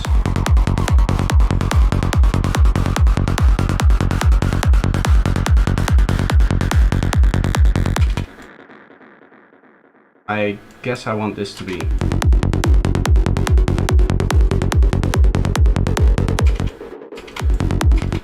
not so wide, maybe like 20. So the real stereo is coming from the stereo grid then.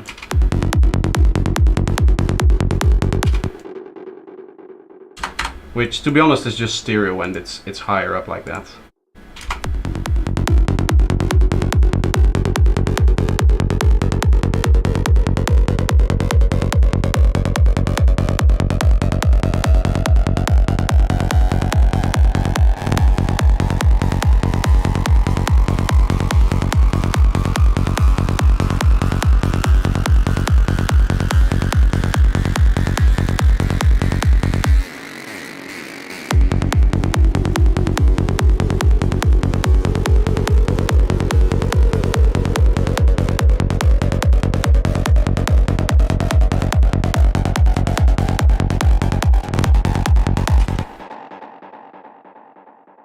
They still have the gamers in mind. I've noticed that some applications, so I run, can I show my desktop actually? No. But I run like one of those programs that allow you to what's it called? It allows you to have like animated wallpapers, I guess. But when it comes to when I'm running OBS, it messes it up, and because it's running on the GPU, I think that's the reason for it. I don't think that has anything to do with the disconnection issues. That might be a whole separate thing. Also, Ableton doesn't allow you to drop in files, like drag and drop if you're running it in administrator mode, but I have to for the menu thing to work.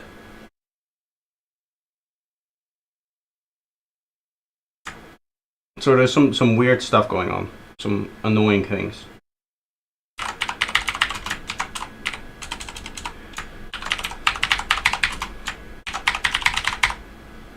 Is this a sequence? It's more like a lead.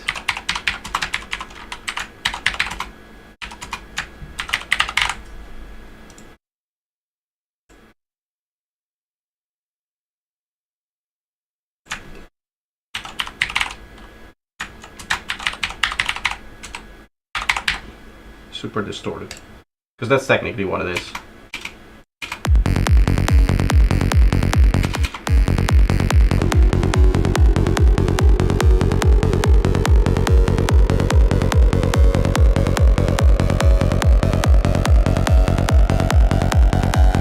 Hope in the future you guys may release music with us as well. There's probably, like, when it comes to releasing music with people, what I need, like, is I need a convincing starting point when it comes to like a collaboration or stuff like that. Sorry, I'm just having some snacks.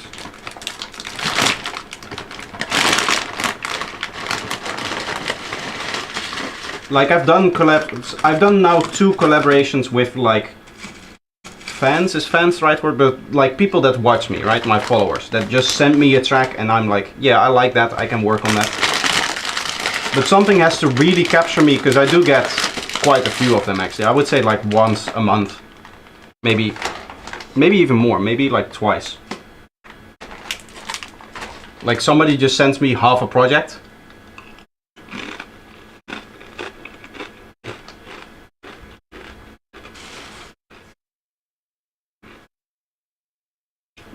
If I were to accept them all, I would not have any time for anything else.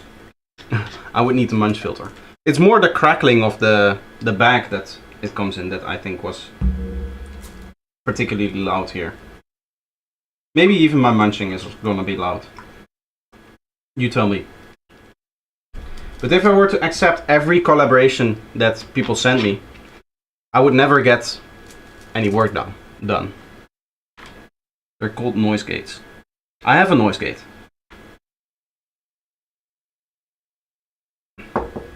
ASMR, yes. You guys want a little bit of a close-up here? If I do like...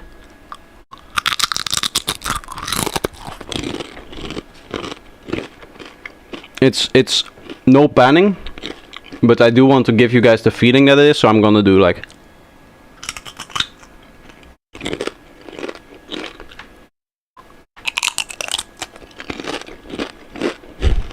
You guys like this?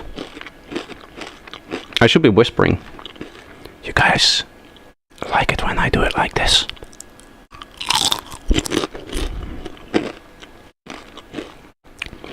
If my viewership goes up in the next 5 minutes, I'll just continue doing it like this. I'll always stream like this.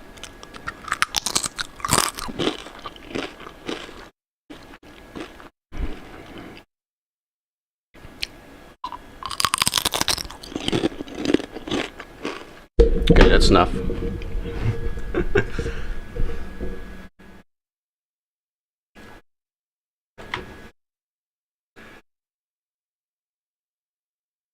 Stop the ASMR. I will stop. I don't think any ASMR content creator is actually having fun. I do think that just sitting there all day and just like eating, or what they do, like taking the ears that they have, it mustn't be fun content to make. Like, are you really enjoying yourself doing that, or is it just the fact that it just sells? Because people do like listening to it, but I cannot imagine it being fun content to make.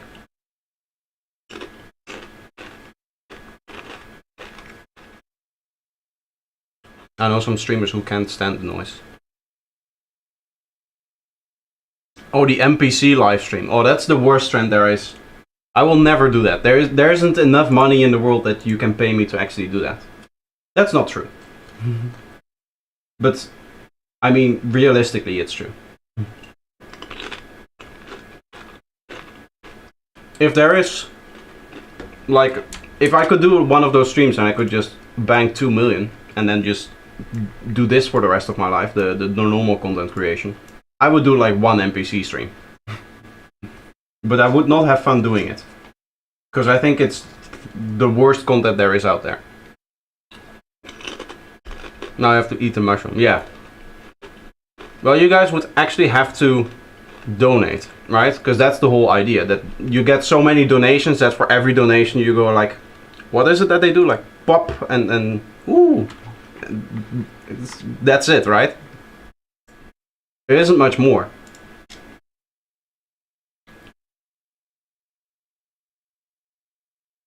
I'd rather get cancer if I'm honest. To be honest, I don't think it's that.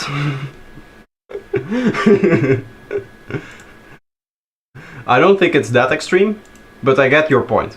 I don't think it's fun either.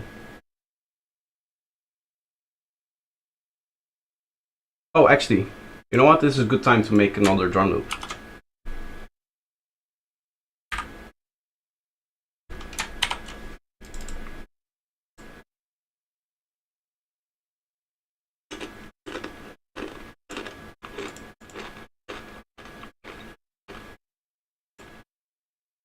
So for drum loops, in Serum you just do this essentially. Let's start with the offbeat hat here. Get a nice and dynamic hat sound.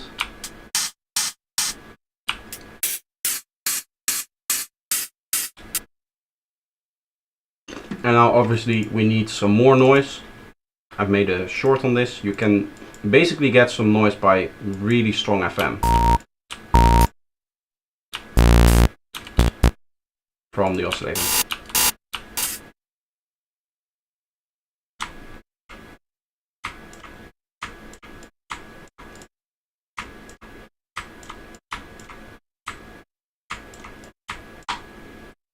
And we'll set this to the level.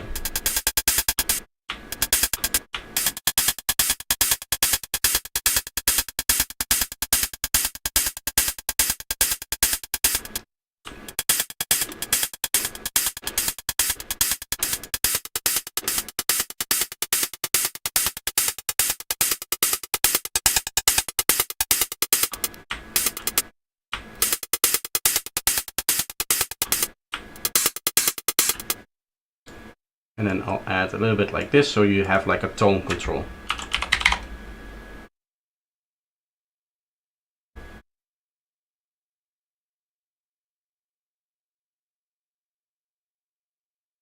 Thanks for the roses. Yeah, that's the stuff. If you don't know what an NPC stream is, count yourself lucky, because I don't think, like, from a content perspective, I don't get the appeal either, like watching it. With ASMR, I know for a fact that like people use it to sleep and stuff like that. So I get why you would watch that content. What is even the fun in both making the NPC stream content and watching it? Like, what is the fun in just somebody not interact? Because it's not like interactive, like really, right? They don't actually like talk to you when you donate to them. It's just like they do a little whoop, and that's it. What's the fun in that? Why would you donate money to that?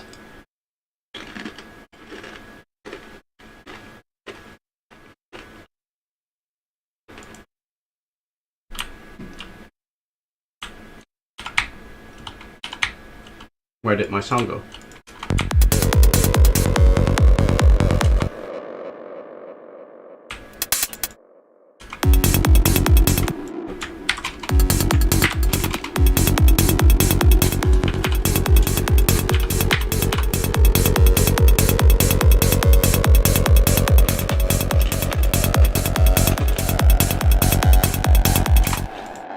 I was typing here.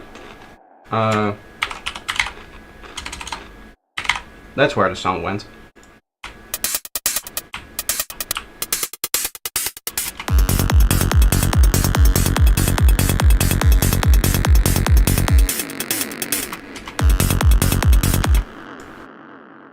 I want to remove low frequencies from this and the noise as well.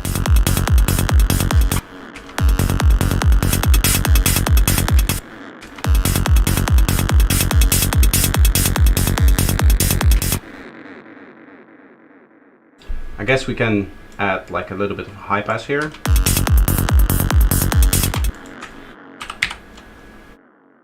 It's probably useful in a preset like this.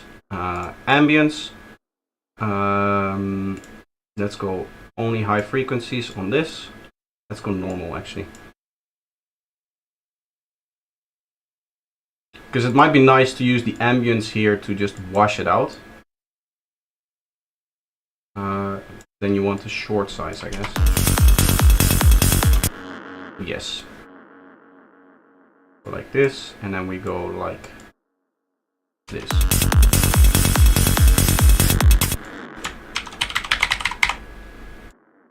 Obviously, this is like a washout effect at this point. There's some NPC shorts on YouTube too. Why? Isn't the whole appeal of the NPC stream that people donate to you so that the reaction is like live? I don't get it. I'm not like into it or anything like that. I have no idea how it works. But I thought that was the point. You know what? I'm going to separate these two and just have this on the mod wheel. Because I think individual control over the tone of this one and this one is, or the both of the like different symbols that are in here, is really nice. It might also be useful to mute this guy.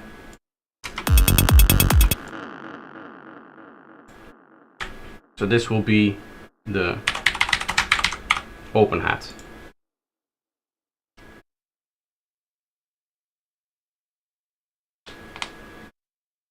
I write in so many languages that it would be madness. I don't have it on either. I do have the suggestions on. Like when you type it, just gives you like 3 words.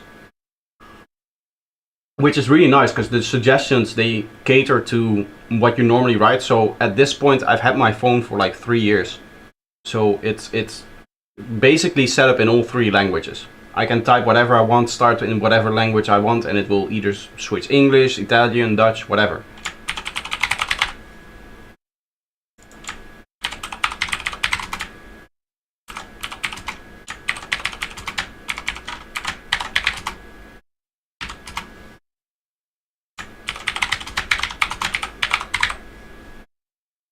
What I probably want is this to be a mute instead of the normal one. So we'll just invert this.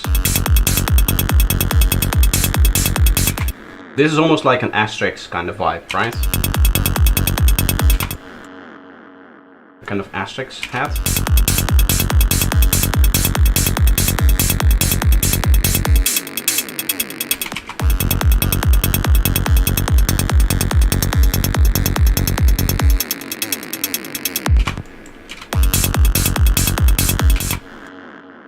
Nice. This will be top loop number 3. And I think in this track I just want to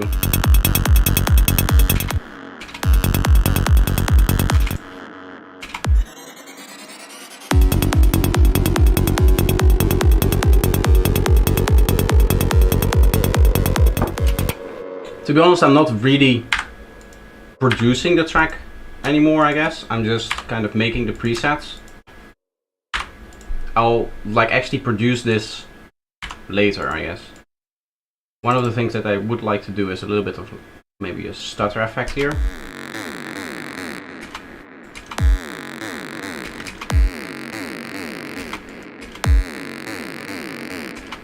Just like a little glitch thingy.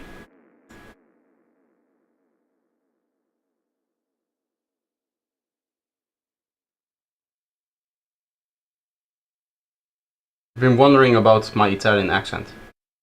I have a very, very Dutch accent. It's not as recognizable as like our ex-prime minister, but his was very.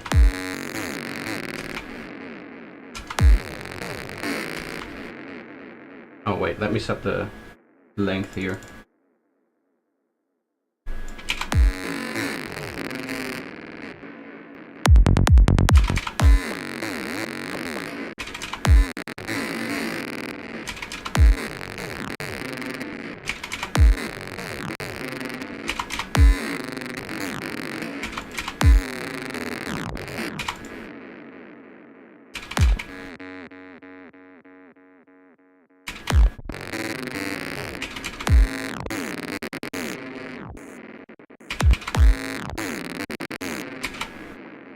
I like that. We'll just have this here.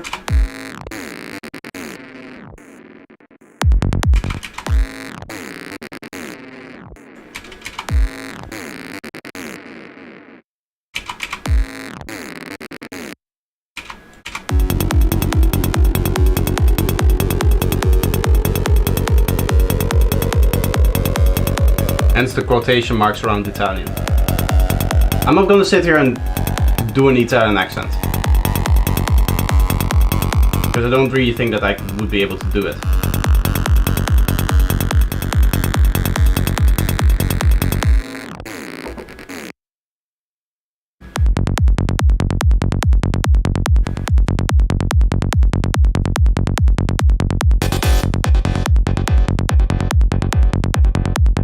This needs a longer reverb.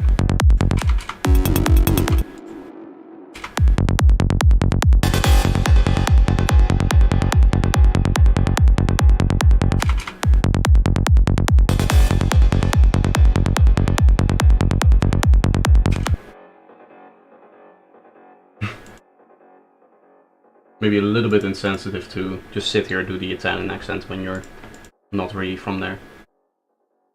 I don't know, I'm not that much of like cultural appreciation that, or appropriation, like against that and stuff like that. I think that it's, how would you say it? I think it's not a good thing, it's not a bad thing, it's something that I'm, I guess, neutral about. But to just sit here and try to do an accent that's I'm not about, I don't think that that's great. Also, as I said, I don't know if it's going to sound good. And if it doesn't sound good, then it's just going to sound weird and strange. I wasn't asking you to.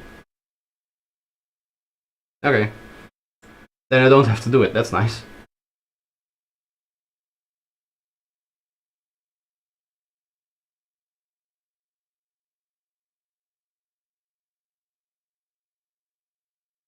I also thought you were Italian because you said you lived there. Yeah.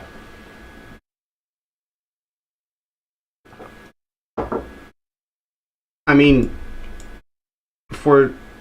I've had a few people that say like it isn't like my Dutch is, or my Dutch accent isn't as pronounced, and I can feel that a little bit because I have been living here for like 10 years now, 10 plus years. It has actually been more than 10 years now. 10 years and a couple of months. So maybe that influences it a little bit.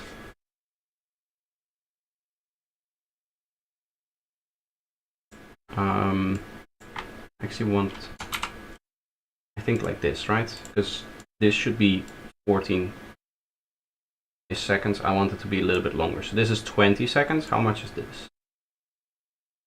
13:33. This might actually be okay to do it like this then. I just want, because this has a release of like 14-ish seconds, and I just want this pad to like ring out when we're going in here.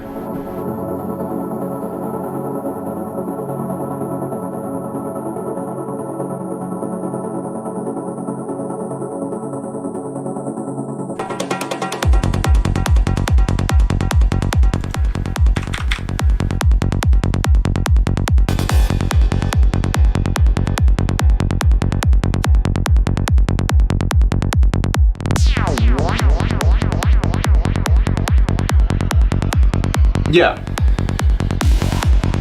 What Dave is saying is also true. It is going to depend very much on whether you lose your accent or not.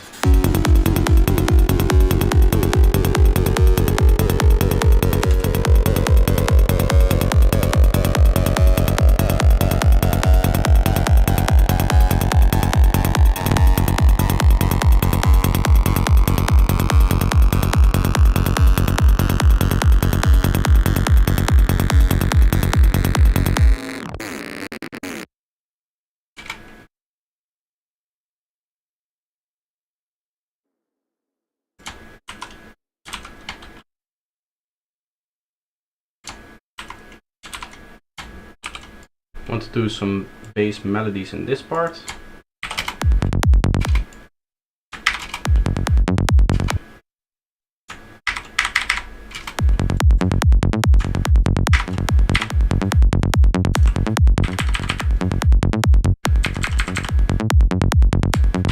Wait, I can do that because the velocities are different.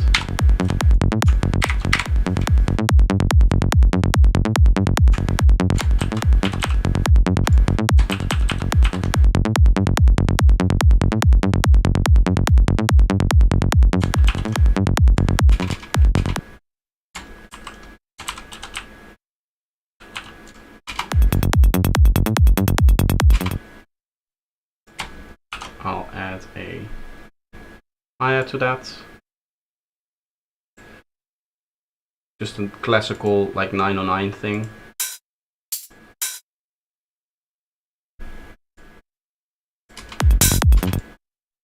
Of course, not so loud.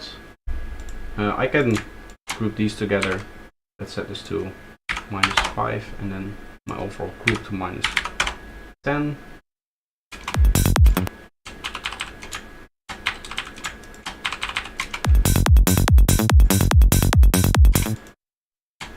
Probably add like a loop to this as well. Psytrance Intelligence 1 has some nice drum loops, I think.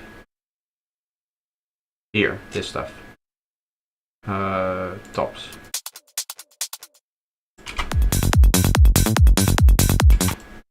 Not really what I was after.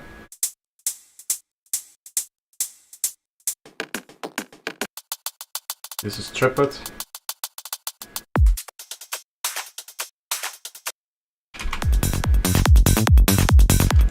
It's kind of like one of those swingy things that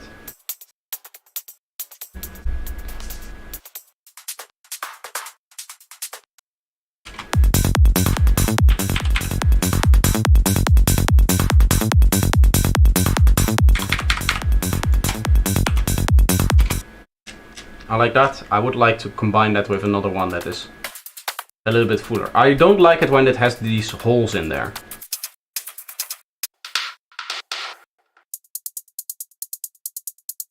And this is like too static.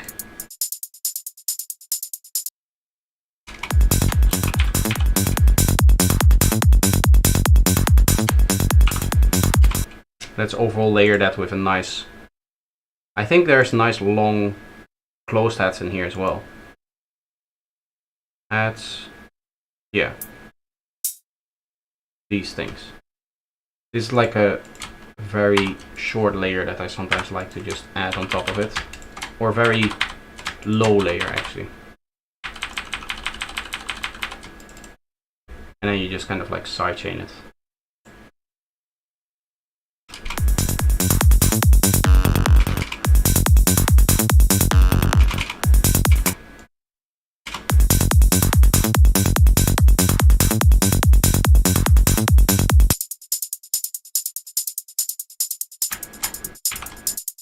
Here I want to remove that little tick that there is in the beginning.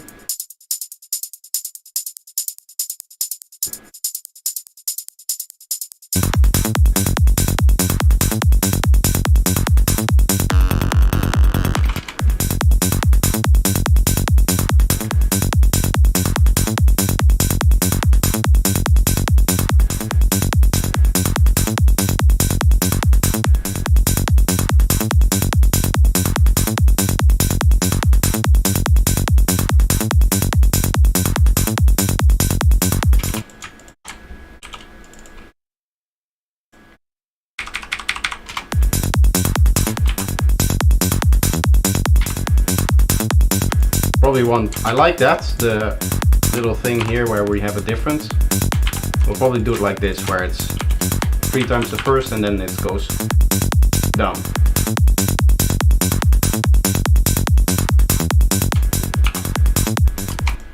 Of course, we want a nice snare here. I'm building up the whole drum loop. I don't think I'm going to use all of the drum loop in this segment already.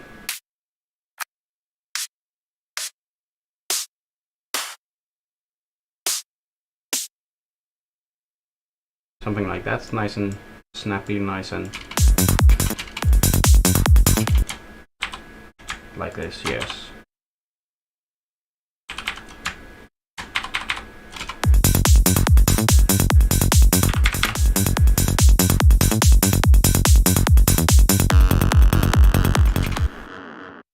Like what I'll probably do is duplicate this over and then no open hat here yet. Maybe you can just remove that.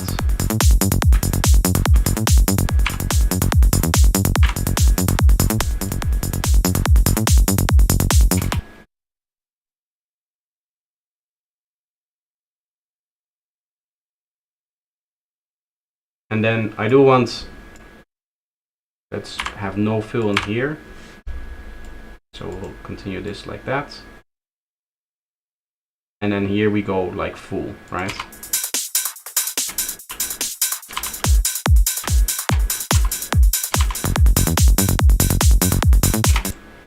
And then there's going to be like a sequence here. And that's just going to sit in here as well. Maybe some fast 16 note sequences, and then here we go into the full energy part of the track. I don't exactly know how I'm going to fill this in. I guess like the way that I'm arranging this is like halfway in between like very progressive sidetrends, the stuff that you hear from Asterix, and like the normal kind of full-on arrangement, because this is all like full-on arrangement, right? In the sense that you just have drop, little fill, drop, little fill, and then you continue that on and on and on for like every 16 bars. But I do want it to be a bit more interesting than just your standard kind of stuff. This is going to be intro. Here we have drop and fill. Drop and fill, just like writing it out for now.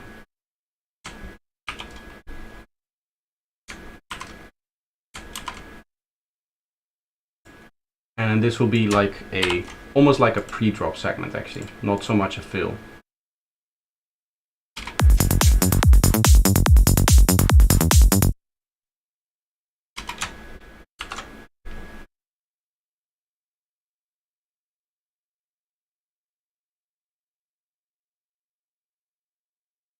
Nice to see some conversation happening in the chat. I'm not keeping up with everything. I'm sorry if I miss some things that are actually important for me. But I don't feel the need to read the whole conversation. You guys can continue, I like it, but don't expect me to like look through everything.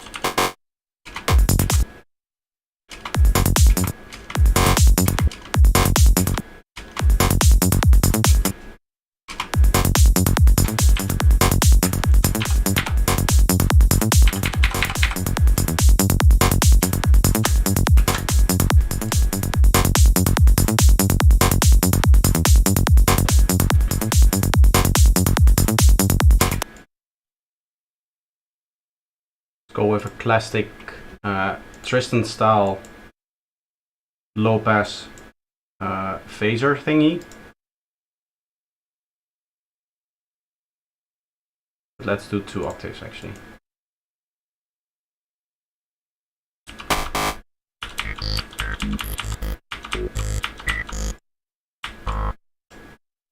And then you also do this on the random.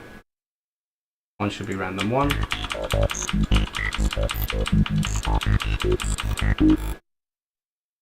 You get something like that, right?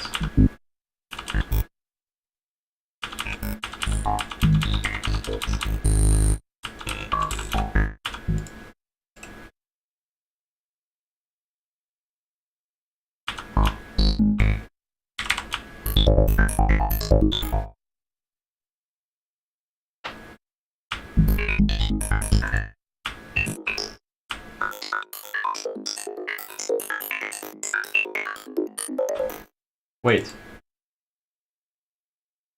I didn't know that. You can double click on the graph and it will go in full screen. I always just go to the little arrow here. That's actually pretty handy.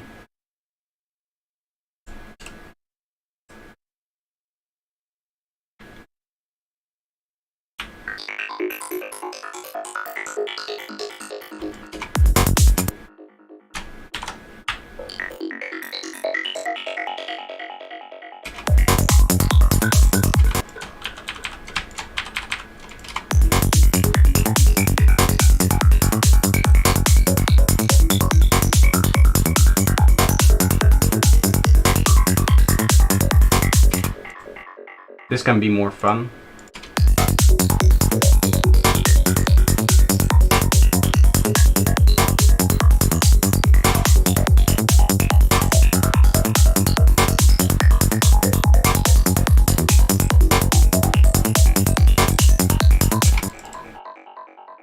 Probably a nice reverb on here.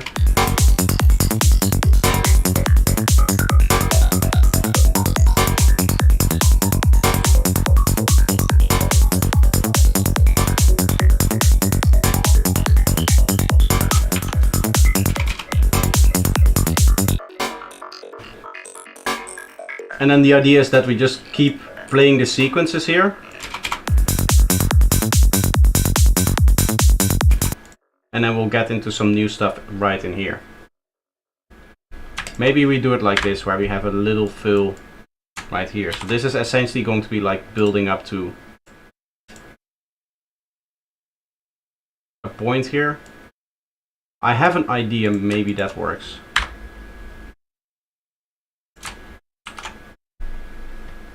So I'll go just to test here. This might be a sound that I want to add to the pack again.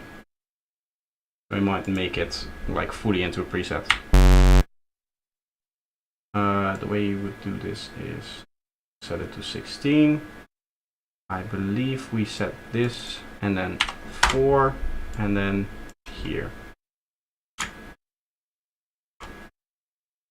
Oh no, I want to do octaves. Never mind. This is for if you want to do arps.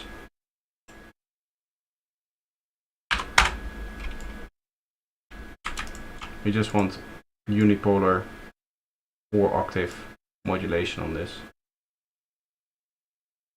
So this goes to 4.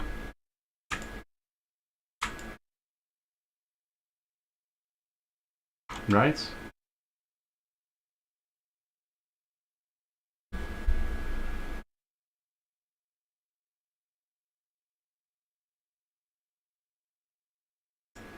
Yeah, because 0 also counts. Of course.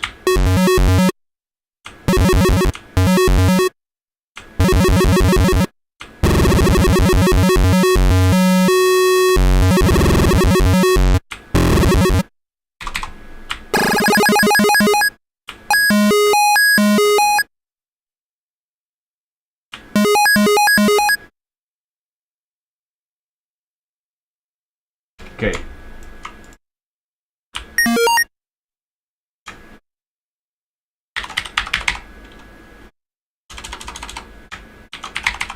I guess speed here. The way that I want to set this up is that this then also goes to the octaves in the same way.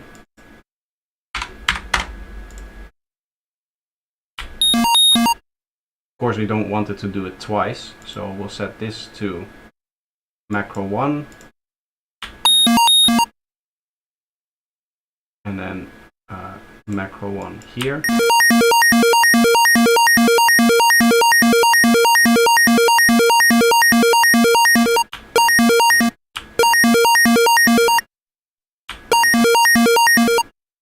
Why is it still doing that? Why is it still... It's at 0%, so it shouldn't give any... Ah, like this.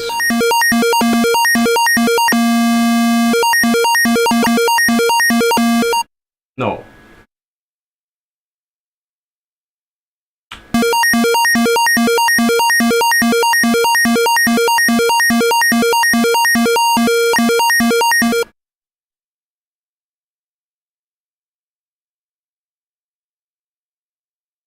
And you press shift 55 times. It is the kind of, yeah, the sticky keys thing. What I would like to do is have one of these untied.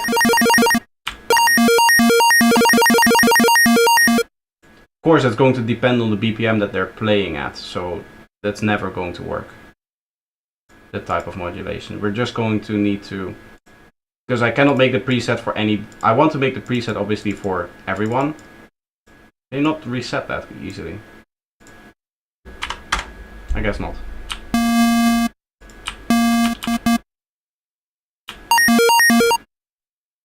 Oh, and then we don't need this one here. We can just use tight speed. No anchoring.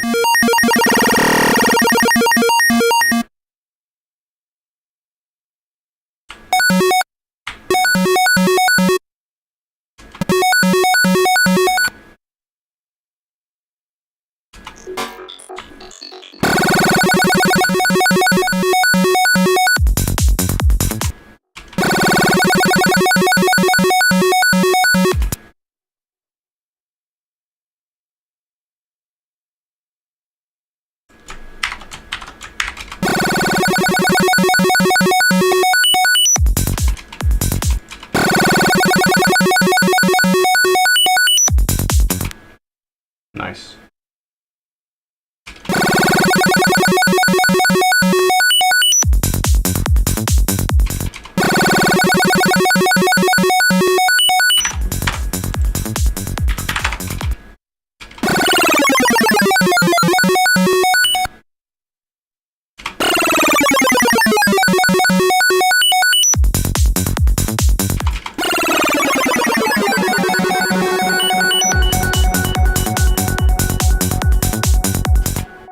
Since you were going to build up here,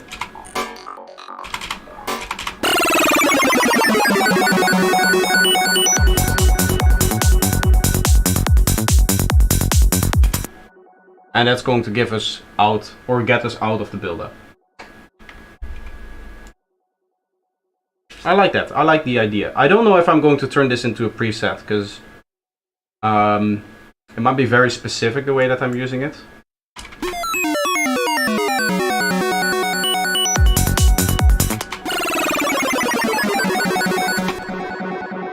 Unless I find a few ways to assign the rest of it too. To be honest, I like the sounds that we're having and stuff like that, but I think I just want to produce a little bit more because I feel like I'm not getting a lot of work done. I know I'm getting a lot of work done in terms of the presets that I'm making. How many do I have? Can I check? Yeah, I think.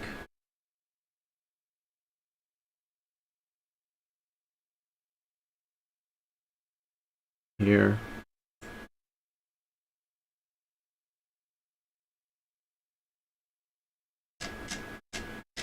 $60 presets now.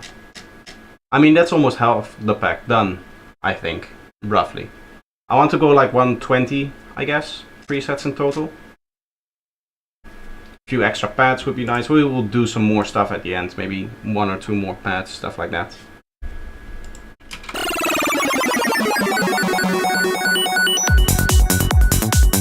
Actually, I also need some effect, so maybe that's a good idea.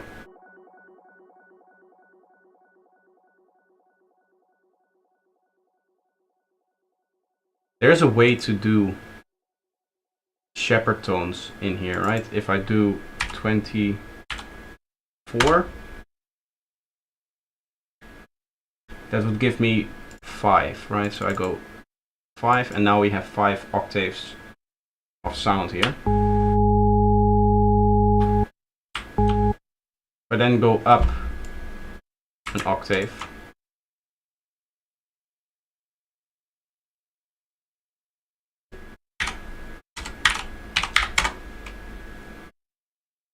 Not like that in here.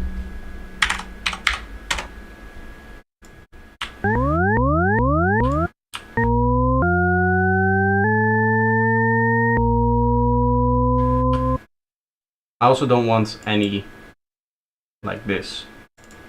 I will do 24 here. Copy oscillator A to B.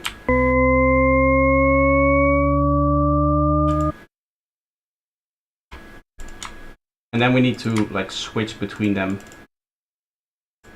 I think I can just do like this.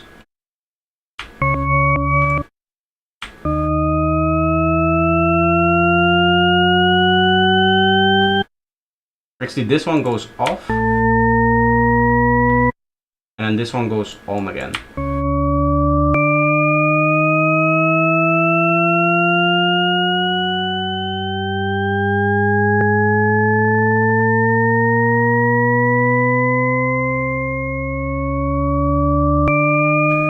It needs to be 8 bars, yes.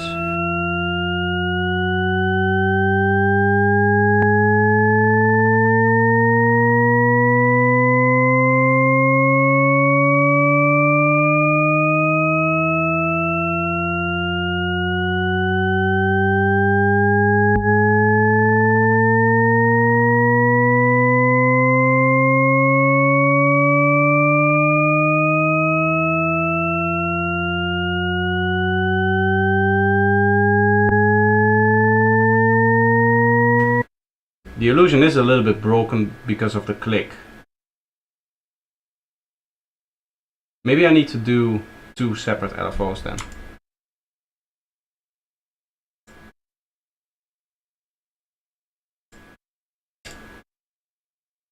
So this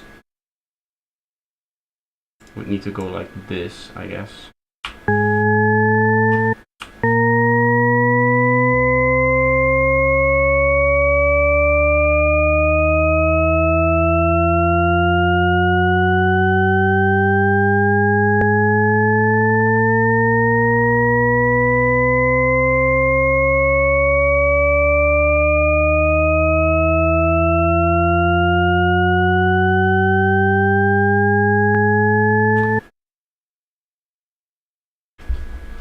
I mean, if I can get this to not click, then it should be okay. I'm gonna set all of these to 4 bars. Exactly. I want them to all be the same. And then I'll set a length parameter going down so that we can go into 16 bars.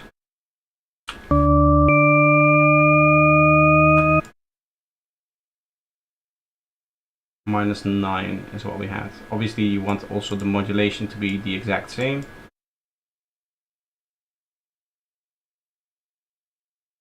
I've seen a tutorial on Tom Cosm's channel where he makes these tones using Ableton racks. There's different ways, yeah. I was hoping you would be able to do it in Serum itself without that clicking, because that's the only thing that is currently ruining the illusion.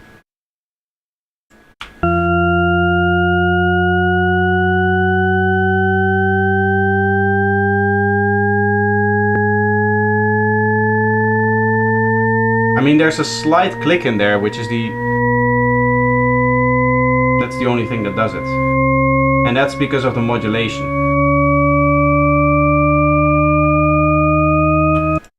Ah, wait. What if I do... If it's supposed to be done like this?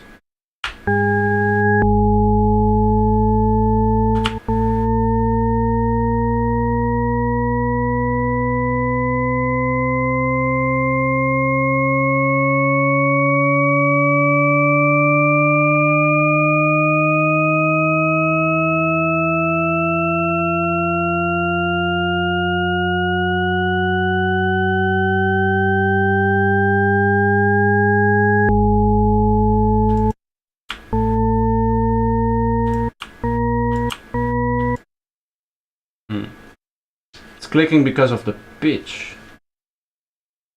Hmm.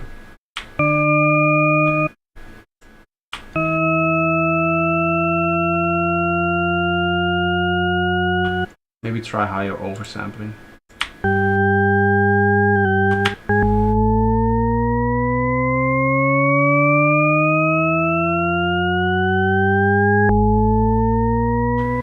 No, what I think we need to do is I'm gonna go like this. Now this will go here.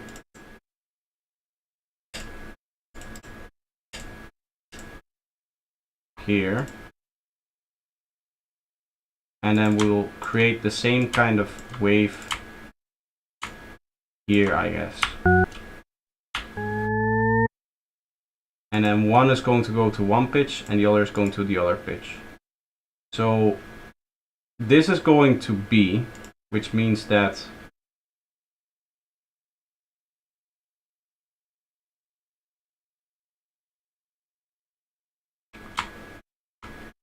wait. Let me think about this. I essentially need to shift this, right? So yeah, it does need to be like this.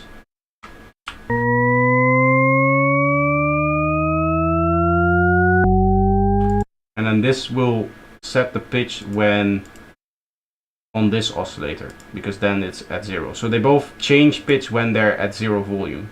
They kind of snap down when they're at 0 volume. I think that's the key.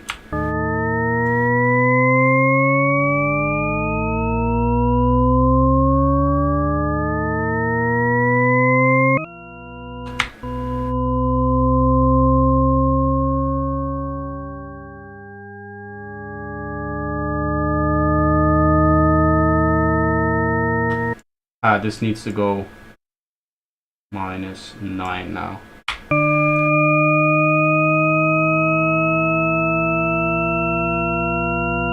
If you put attack, the click persist. Yes, it will persist because the attack is only on the note. The click actually comes from it going with the modulation when the note is still playing.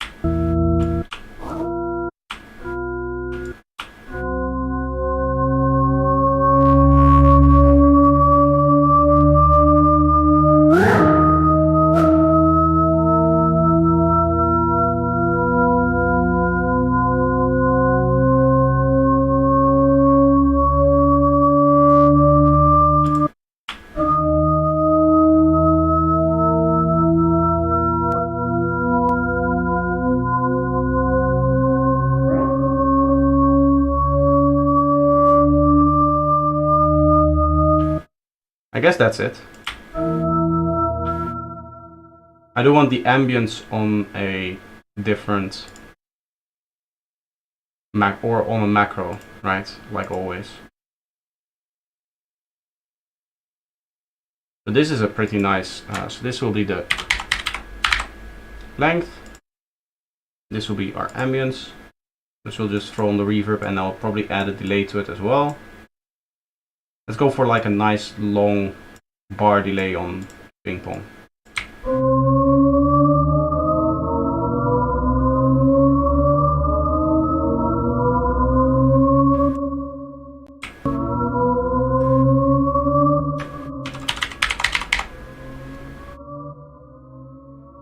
That's nice. Probably going to remove the ultra low frequencies here.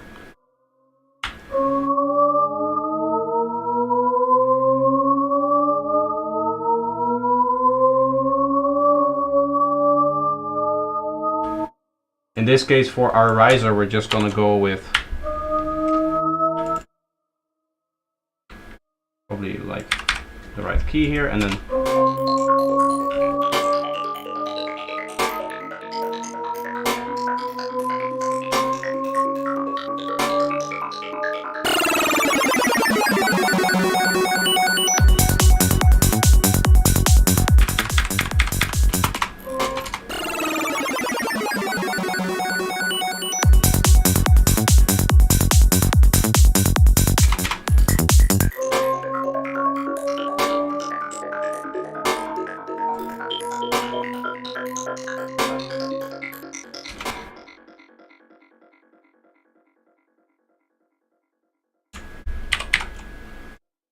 low pass.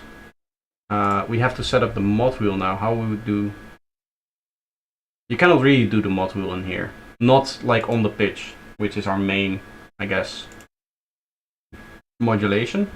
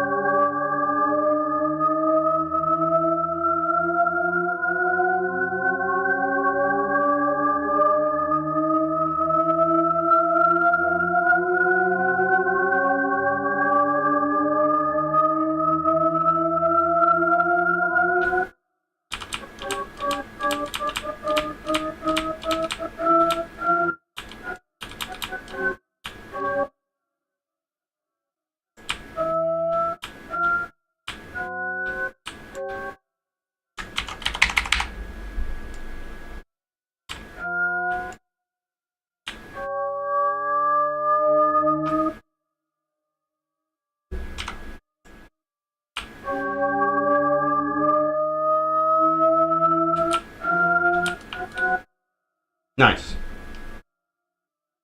Okay. Question is, where do we assign the mod wheel to? Do we want to distort this? Would that sound nice?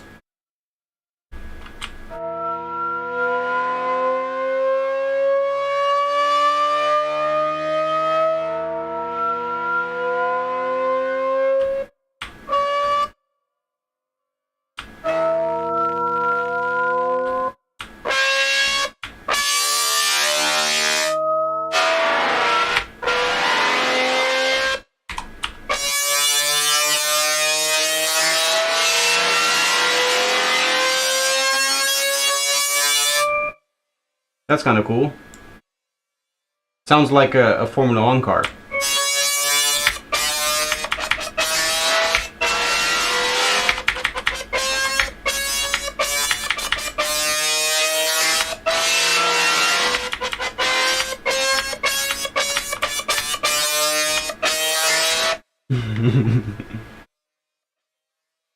It's kind of funny. I like that.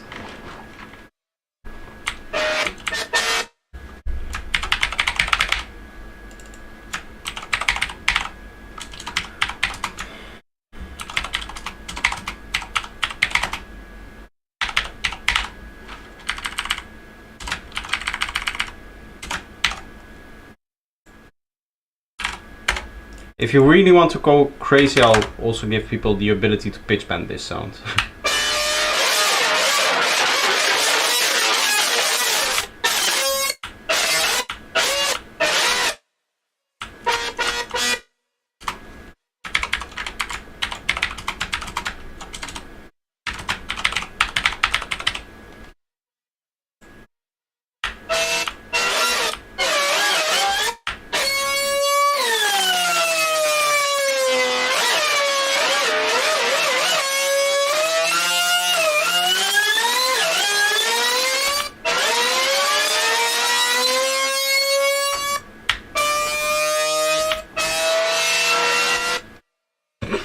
I just made an F1 car. That's what I made here. Obviously, this needs to go all down for the preset.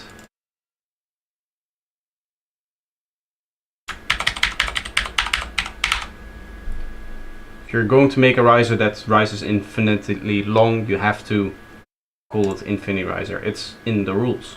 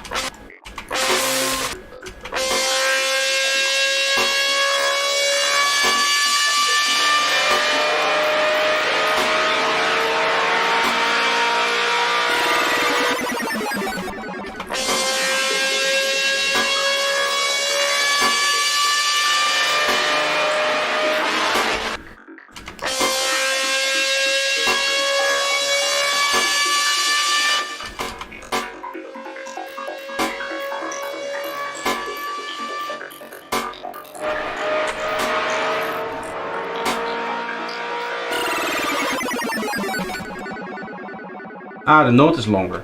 Ah. That's why I was like, why is it overlapping? But that makes sense now.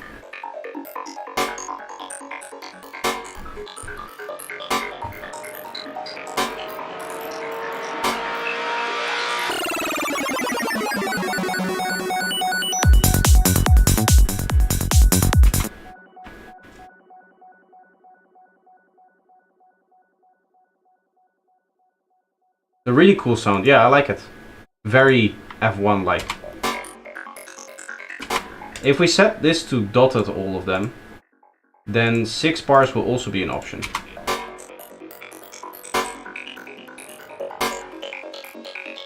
I don't think you want that.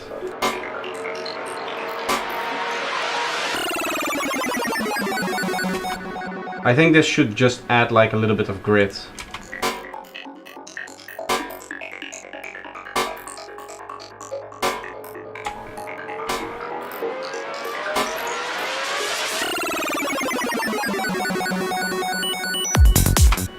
Our main rises will be like other stuff, I guess, in the track. I can see it being useful when it's, I guess, designed as part of the track. Because what we have now is that it gets cut off and it doesn't really reach the final pitch it's supposed to. Right? Because the final pitch will be reached like here. But I want this little fill in here. So we'll keep it like normal. And we'll just add like...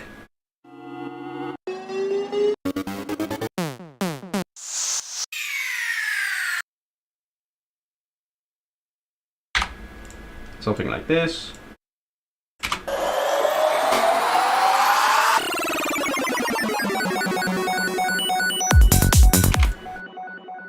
Might even be cool to continue the drums in here.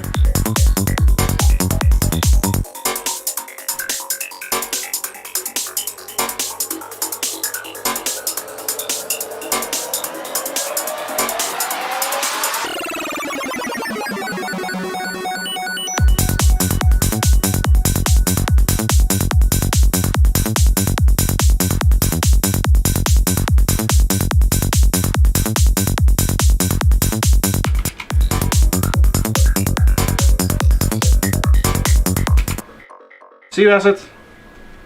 Glad that you were stopping by. Have a nice day for you, I guess. It's not evening where you're at, right?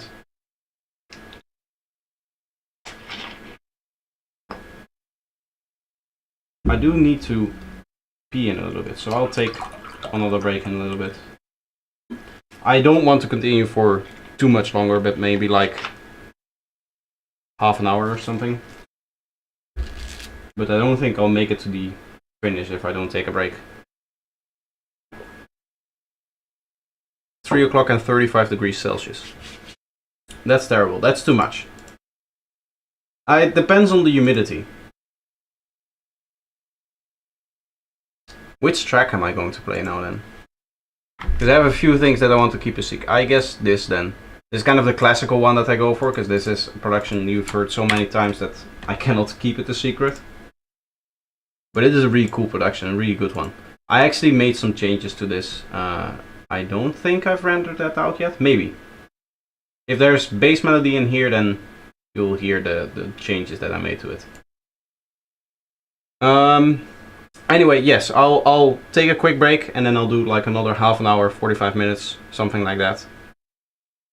Is there a computer fan? No, it's the fan that keeps my camera running. I need to have the...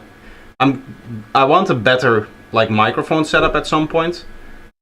So not so much better in the sense of just a new microphone, but placing the microphone in a way that it doesn't pick up too much of the ambience, because it's pretty far away from me, right? So that means that other sounds get to hear it a lot as well, or get picked up a lot as well.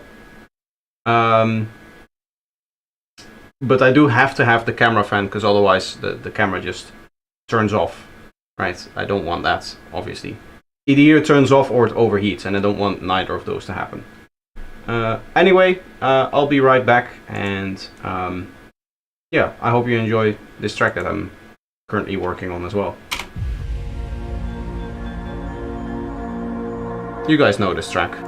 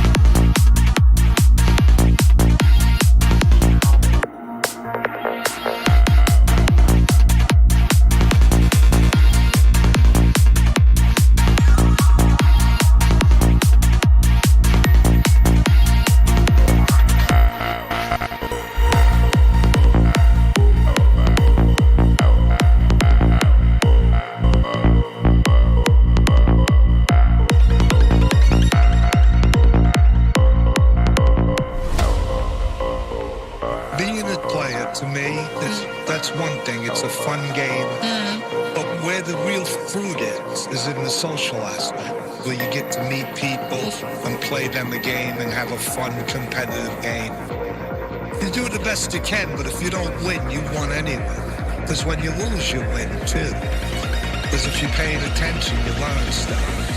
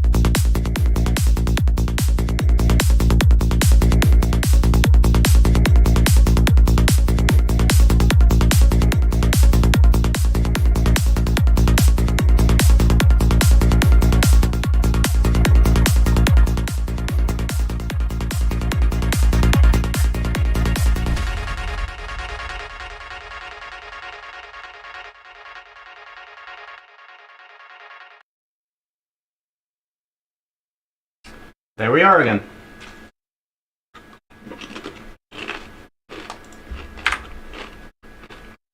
I think what I want to do to like finish off the stream is just to fill in this little area here with like 1 or 2 sequences. Obviously the track needs to be a lot more exciting still, but I like to start off using my track writing by just creating like sequences for the track, and then I go into more like one-shot stuff and all of the details and stuff like that.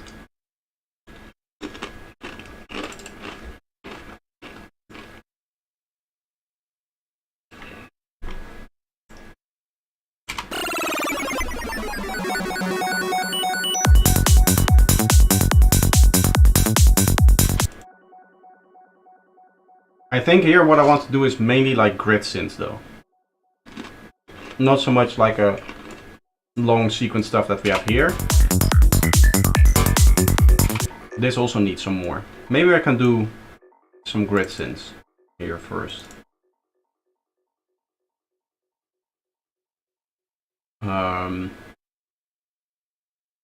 This probably won't be a sound for the preset pack.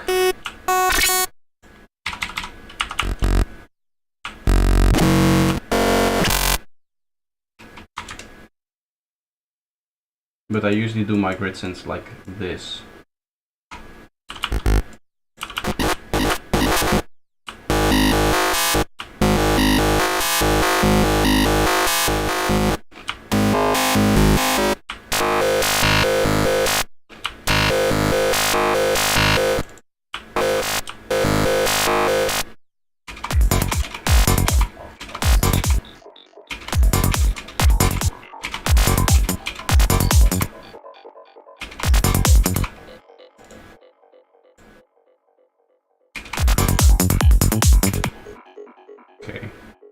So I also want to play it here then, at least.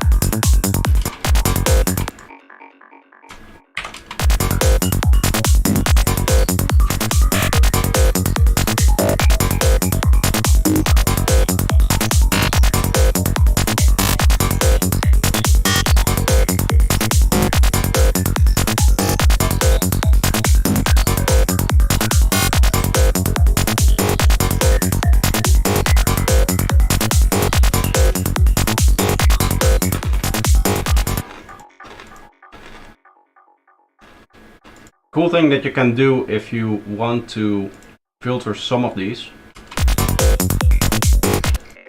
is to go like this, actually, so like so, right?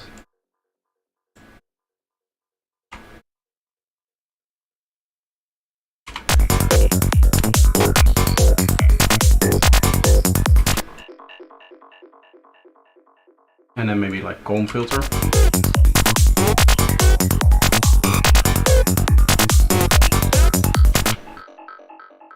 That's kind of cool. We'll implement that with a sine wave and then 2 bars.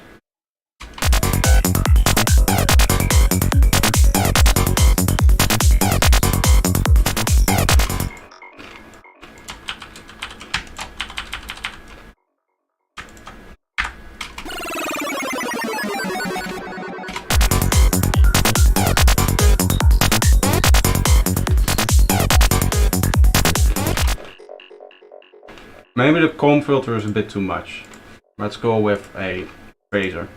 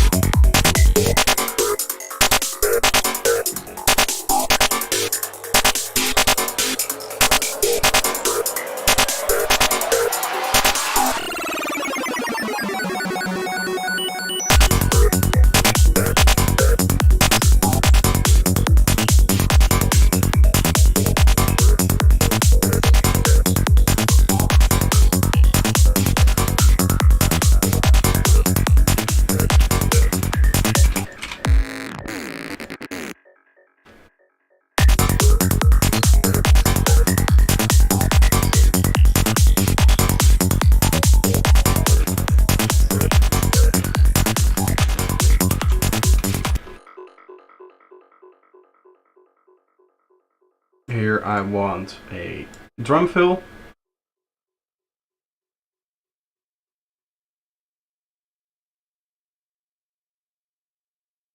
There's a way that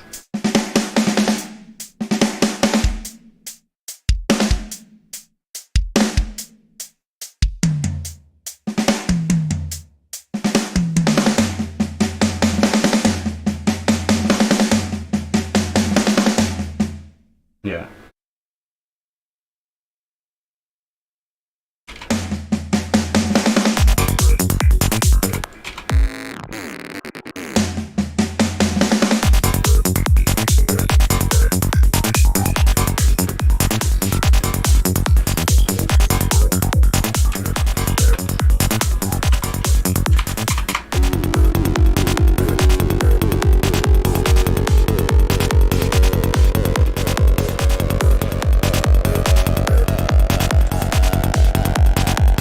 This come in.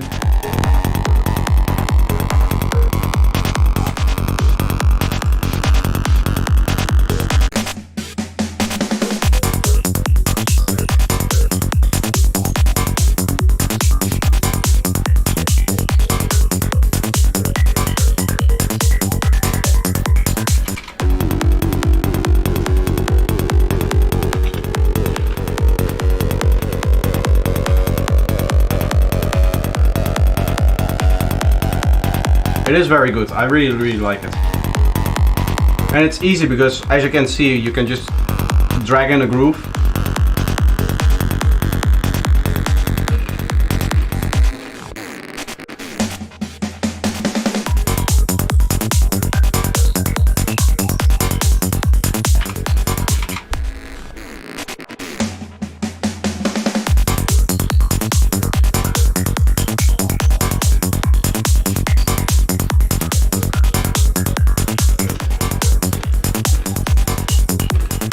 You don't have to worry about actually writing your drums, I guess.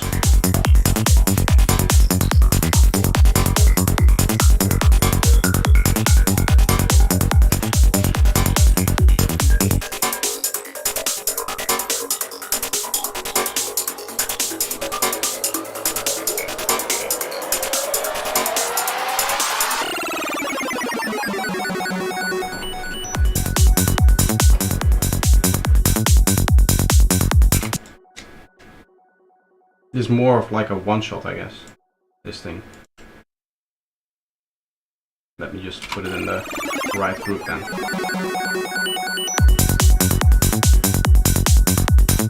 Let's do a quick recording here and like play through.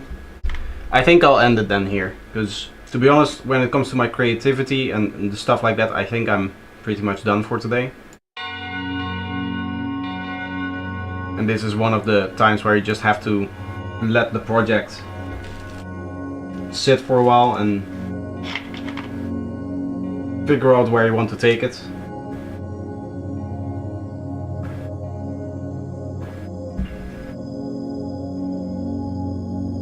As you can hear, it needs a lot more stuff, even like the intro and stuff like that. Nothing is really done.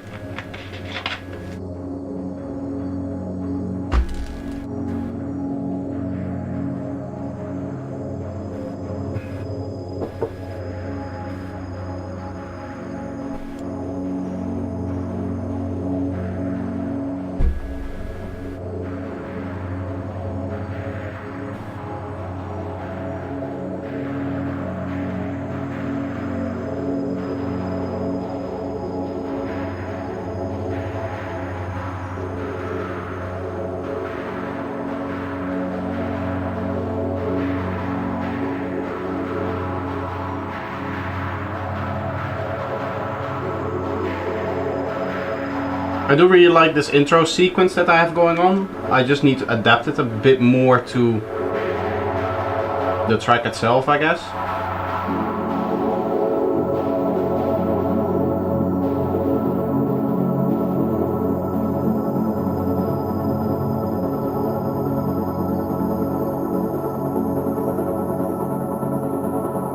The way that I have it morphing now doesn't really sit well with me.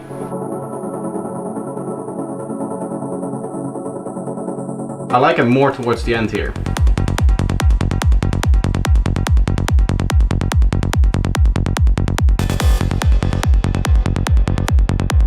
Headphone name?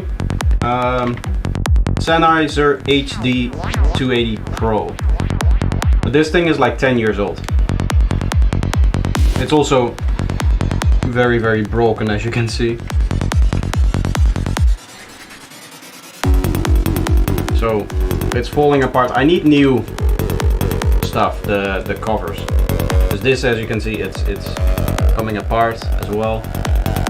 To be honest, I don't even know if you can replace this, because I don't know if I can pull it on together. Because even now when I'm pushing it here, it's not actually closing here.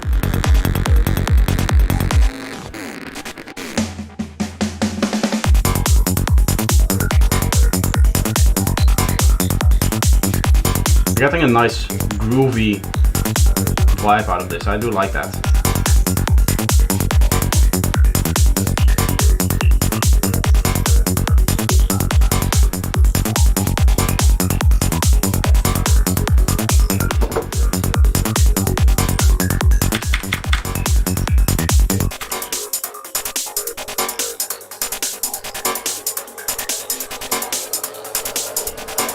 Obviously here there's going to be drums and other stuff to actually turn this into a build-up. quick tour of the headphones, yes.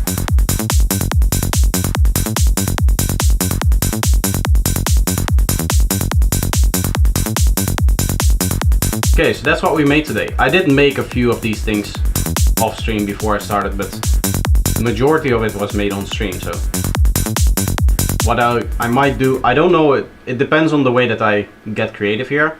But if I get like another creative burst that I really want to work on this track, I might just continue it. But otherwise I might just save this for the next stream. I am happy with the amount, like the presets that we made today. I think we got a few great sounds out of it. I want to make a few more off stream, and I just want to do like every day a few, right, until I get the pack finished, and then maybe hopefully in like 2-3 weeks it is completely finished and ready to be released. Anyway, I hope you guys enjoyed that. I hope you enjoyed my little stream here, and either I'll stream once more Friday, or you guys will see me during the feedback stream. It depends, because I also want to work more on my ultimate guide for Sidetrans kick and bass, which is coming out soon. I need to do one more recording session of like roughly like 2 hours, I think, 2.5 hours maybe, and then I need to obviously edit all of that down, and then I need to do like the walkthrough and check if everything is alright and everything is set the way that I want it to be set. But then it should be ready. So hopefully even that is like a week tops for it to finish. I hope that I can do the recording session tomorrow for it. At least that's the way that I've planned it. So yeah, thank you guys all for watching. I hope you had a nice time. I surely did. And we'll see you either Friday for live stream or Sunday for the feedback stream. Bye bye guys.